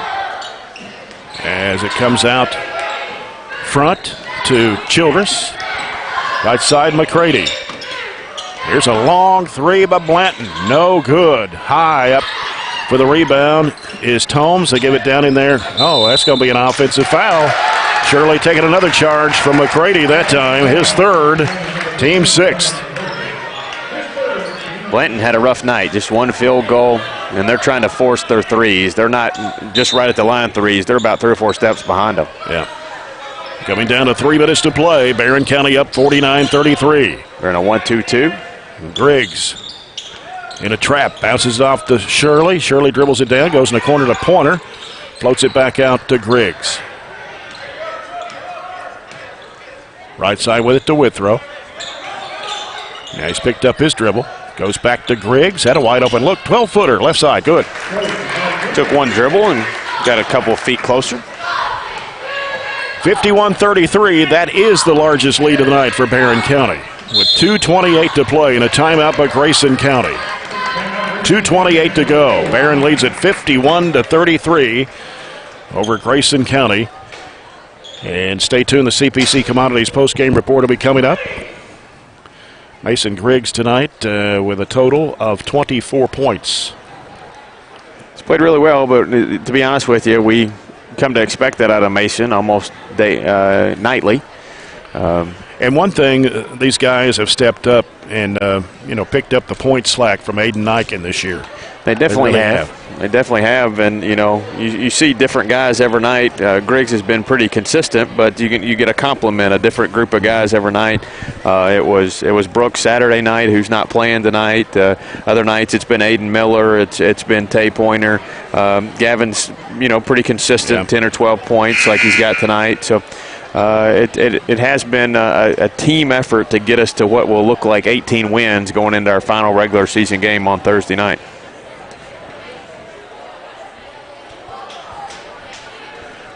Grayson County, a team that's been averaging 58 points a game, and they've got 33 in this one. Maybe one of the lowest point total that they've scored this year. It would be the lowest second lowest we've given up. The other night against Caverna, we only allowed 24. Yeah. And then if you look down Grayson's sheet. As Horn gets it into Childress, back to Sharp, back out to Childress. 2:20 to go. Ohio County held them to 40, their very first game of the season. That's their lowest. And they go Sharp out of bounds off a pointer, they say. So 2:14 to go. And you wouldn't have thought that. I mean, they scored what in the first? They've scored 18 in the first quarter. That's right. Yep. And since then, they haven't even got that many. They beat Breckenridge County by 20 on Thursday night of last week. They're averaging what, 53, something like that? 58 okay. Points a game. Grayson County with the ball, 2:12 to go. In the deep left corner, Sharp will inbound. Comes out to Blanton. They give it out to Childress, looking for Sharp. Now Sharp with it against Tay Pointer. Goes right side with it, spin move, and they're going to call a foul on Tay Pointer. Wasn't quite what we needed to be to get a charge, but he was doing a good job staying in front on defense. Sharp will get 2 shots. His first trip to the charity stripe, and they've got him on the stat sheet shooting 87% from the line on the season.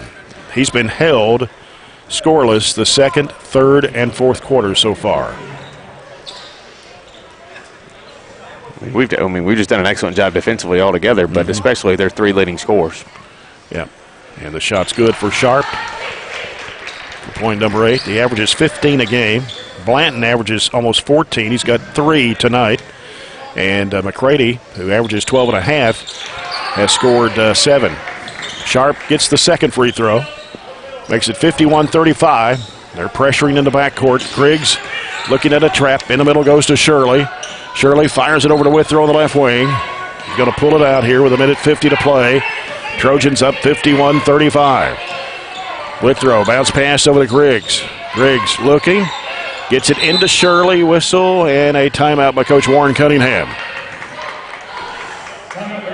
Didn't see that one developing the way that he wanted to. We were a little overloaded on the right side and nowhere to go. Kind of maybe as he called timeout, it opened up a little bit. That seems to happen a lot, doesn't it? Yeah. Barren County trailed at the end of the first quarter 18-17. Came back in the second quarter, outscored the Cougars 14-4 to take a 31-22 lead. And led 41-31 after 3. Largest lead's been 18 here late in the fourth quarter. We said Ohio County, the first game of the season on January 5th, held them to 40. They haven't been held under 50 in any other game besides that one. So this would be one of our better defensive efforts if you look at that.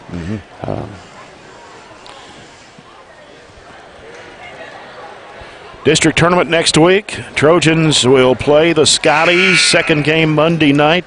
About 7:45 after Allen County, Scottsville, and Monroe County. And we'll be broadcasting all the tournament games next week from Barren County High School. Glasgow off tonight? Glasgow is off tonight. Of course, the girls will be on the court Tuesday night, a week from tonight, with the Trojanettes with game 1 at 5:30. It's Allen County, Scottsville, then Monroe County and Glasgow in the second game. And all the broadcasts right here on Nash 103.7, 104thescore.com, and BCHS Live. Here's Shirley in the lane. Spin move, trying to go up. He lost it, but got it back, and he double dribbled it. He almost triple dribbled it. Yeah. Grayson County will have the ball with 1:37 left. Ball comes into Childress.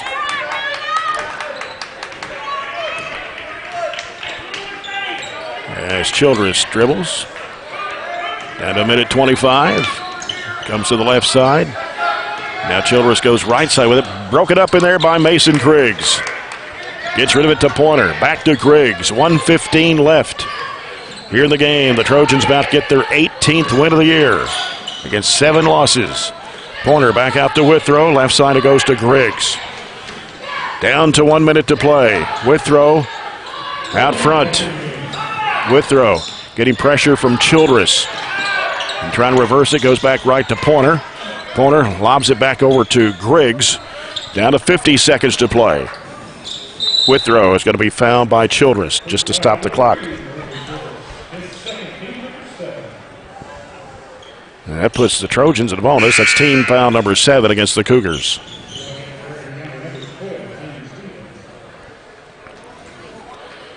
And going to get Lane Stevens back in the game. Travis Jones will check in, 6'1" senior. And Coach Warren Cunningham will also bring in Travis Ogles, MJ Pendleton. Cougars going to empty their bench as well. Colton Stevens will come back in. Withrow is at the line for the 1 and bonus. 64.5% from the line on the year for Gavin Withrow. Knocked down 4 trays in the first half. Shot goes up, and it's going to not go. Rebound to Grayson County. 44 seconds to play. And it's Jackson Higdon with the basketball. They go on the right side. Cross-court pass comes to Johnson as Chase Johnson. Back to the right side to Mason Galloway.